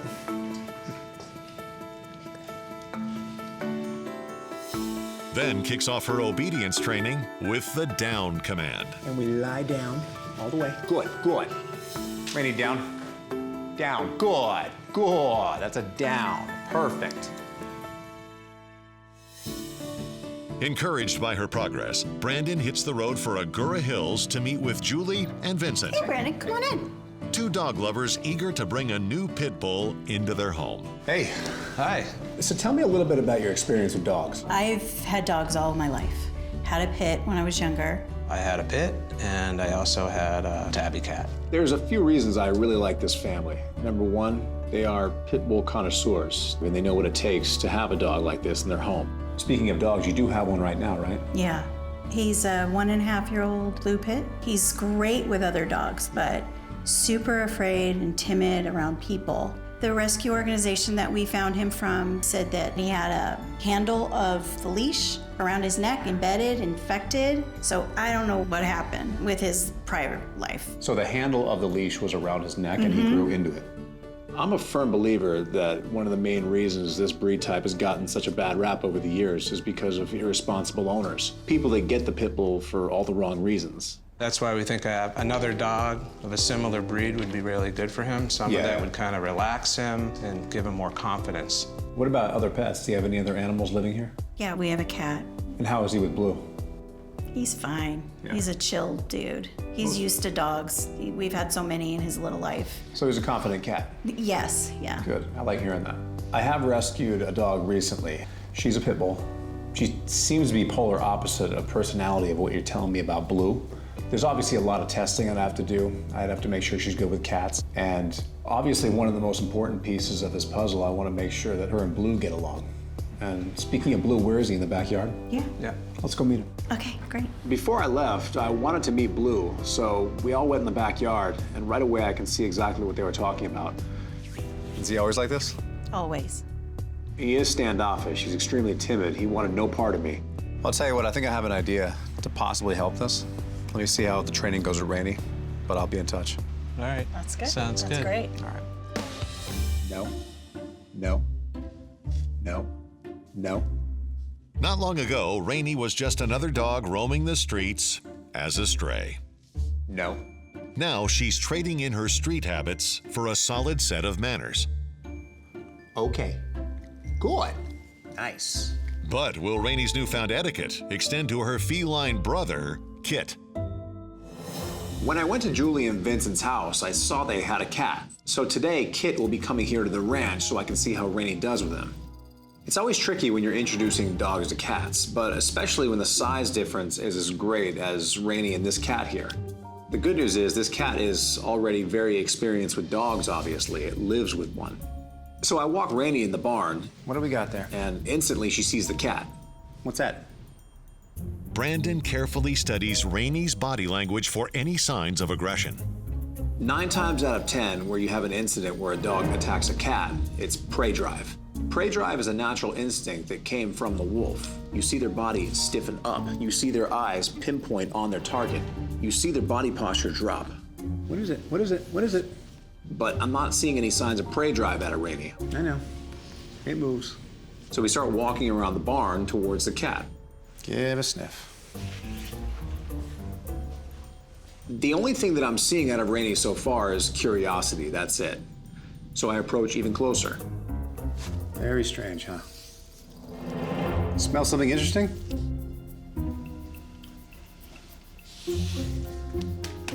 Good girl, Rainey. After a while, Rainey actually got bored, so she lied down, and the cat actually lied down next to her. I think it's safe to say today was a very successful test, and it's one step closer to Rainey getting her new forever family. All right, Rainey, I came here to introduce you to a cat. If you want to sleep, let's do it inside the house. Come on. Come on. Come on.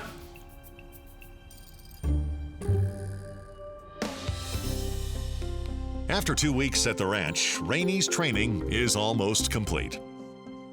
Not only has she mastered all 7 commands, but she's also impressed Brandon by passing her cat test with flying colors. But there's still someone else she'll need to meet before getting the green light to her forever home. Hey. Hi, how are you? Good. Hi, Blue. Come on, Blue. Come on. All right, I'll bring him back later. Blue is actually a very friendly dog. It's okay, come on. Come on, it's okay. But the problem with him is he's very shy, he's very skittish. It's all right, buddy. It's okay. He's gonna take care of you. Come on. He takes a long time to warm up to people. It's okay, come on. Okay. Okay, come on. Bye. Though Blue struggles with timidity around people, he thrives on the companionship of other dogs. Here, I got someone for you to meet. Go get it. So it's no surprise when he and Rainey quickly make friends and bond over a game of fetch. Good boy. There you go. There you go. There you go. Get it, get it, get it, get it, get it. But their playful interaction gives Brandon another idea. To help build Blue's confidence, Brandon decides to try a technique known as the daisy chain. The daisy chain is a simple game of follow the leader. That's all it is. So the first step in the process is tether them together. Lead the way, Rainey. Show him where to go. Good, good. This way. Come on, pull him this way. There you go. Good boy, Blue. Just follow Rainey. Rainey is a very confident dog. Nothing scares her. So in that aspect, she is the leader of the duo. From here, all I'm gonna do is walk around and call Rainey. All right, Rainey, come on. Just follow Rainey, Blue. There you go. Follow Rainey. Rainey, come on. Blue, because he's so shy, he does not want to do it. But because Rainey is so confident, she's now pulling him through the situation. Come on, Blue. Just follow her. Just follow her. Good boy. I do this over and over. Rainey, come on. There you go, Blue. Follow her, follow her. Good, good girl, Rainey. All I'm doing here is I'm letting Rainey do all the work. Come on, Rainey. Pull him through. Good boy, Blue. Come on, come on. Don't be afraid, Blue. Come on. Good, good, good. There you go. Good girl, Rainey. Good. She's gonna teach him a lot more right now than I can. Good, good. Pull him through. Pull him through. Follow her, Blue. There you go. Good, good. Good girl, Rainey. Good boy, Blue. Over the next week, Brandon continues the daisy chaining process. First at the ranch, and then in public. Good boy, Blue. Good boy. Good boy. There you go.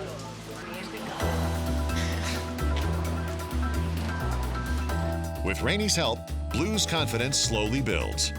Not only does he learn to trust Brandon, but he also warms up to new people. Rainey impressed me enough with her confidence, but Blue, he impressed me even more. A few short weeks ago, Rainey was just one of many pit bulls unable to find a forever home because of the unshakable stigma associated with bully breeds. Since getting a second chance at Lucky Dog Ranch, she's not only mastered the common commands, but she's also paying it forward by helping her new brother Blue overcome his own issues with timidity. Now she's ready to graduate and start her new life. When I opened the back tailgate, I decided to give Rainey her green collar right there. But I went ahead and gave Blue a green collar too, because he definitely earned it. You earned this. Come here. Okay, come on. Julie and Vincent were under the impression that I was just bringing Blue back. And of course, they were happy to see Blue. Hey, buddy. Yeah, someone's happy to see you. Someone's happy to see you. He's so sweet. Yeah. Notice something different about his collar? I do. Yeah. Let's just say he came a long way.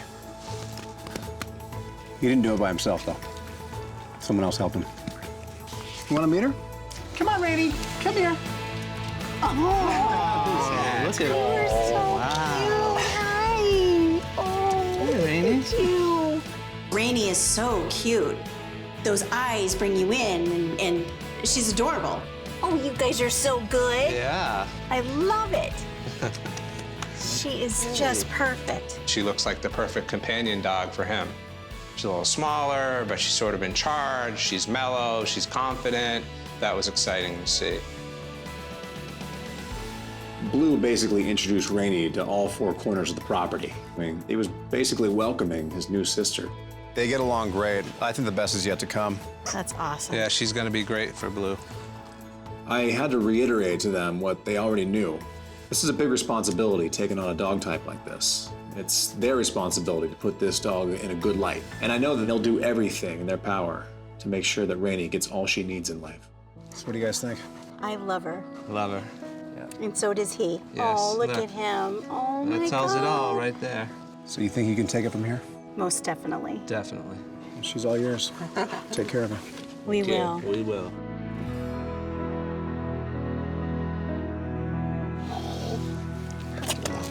Nice. Ready? That's your sister. All right, guys. Thanks, Brandon. Thank you. Welcome to the family.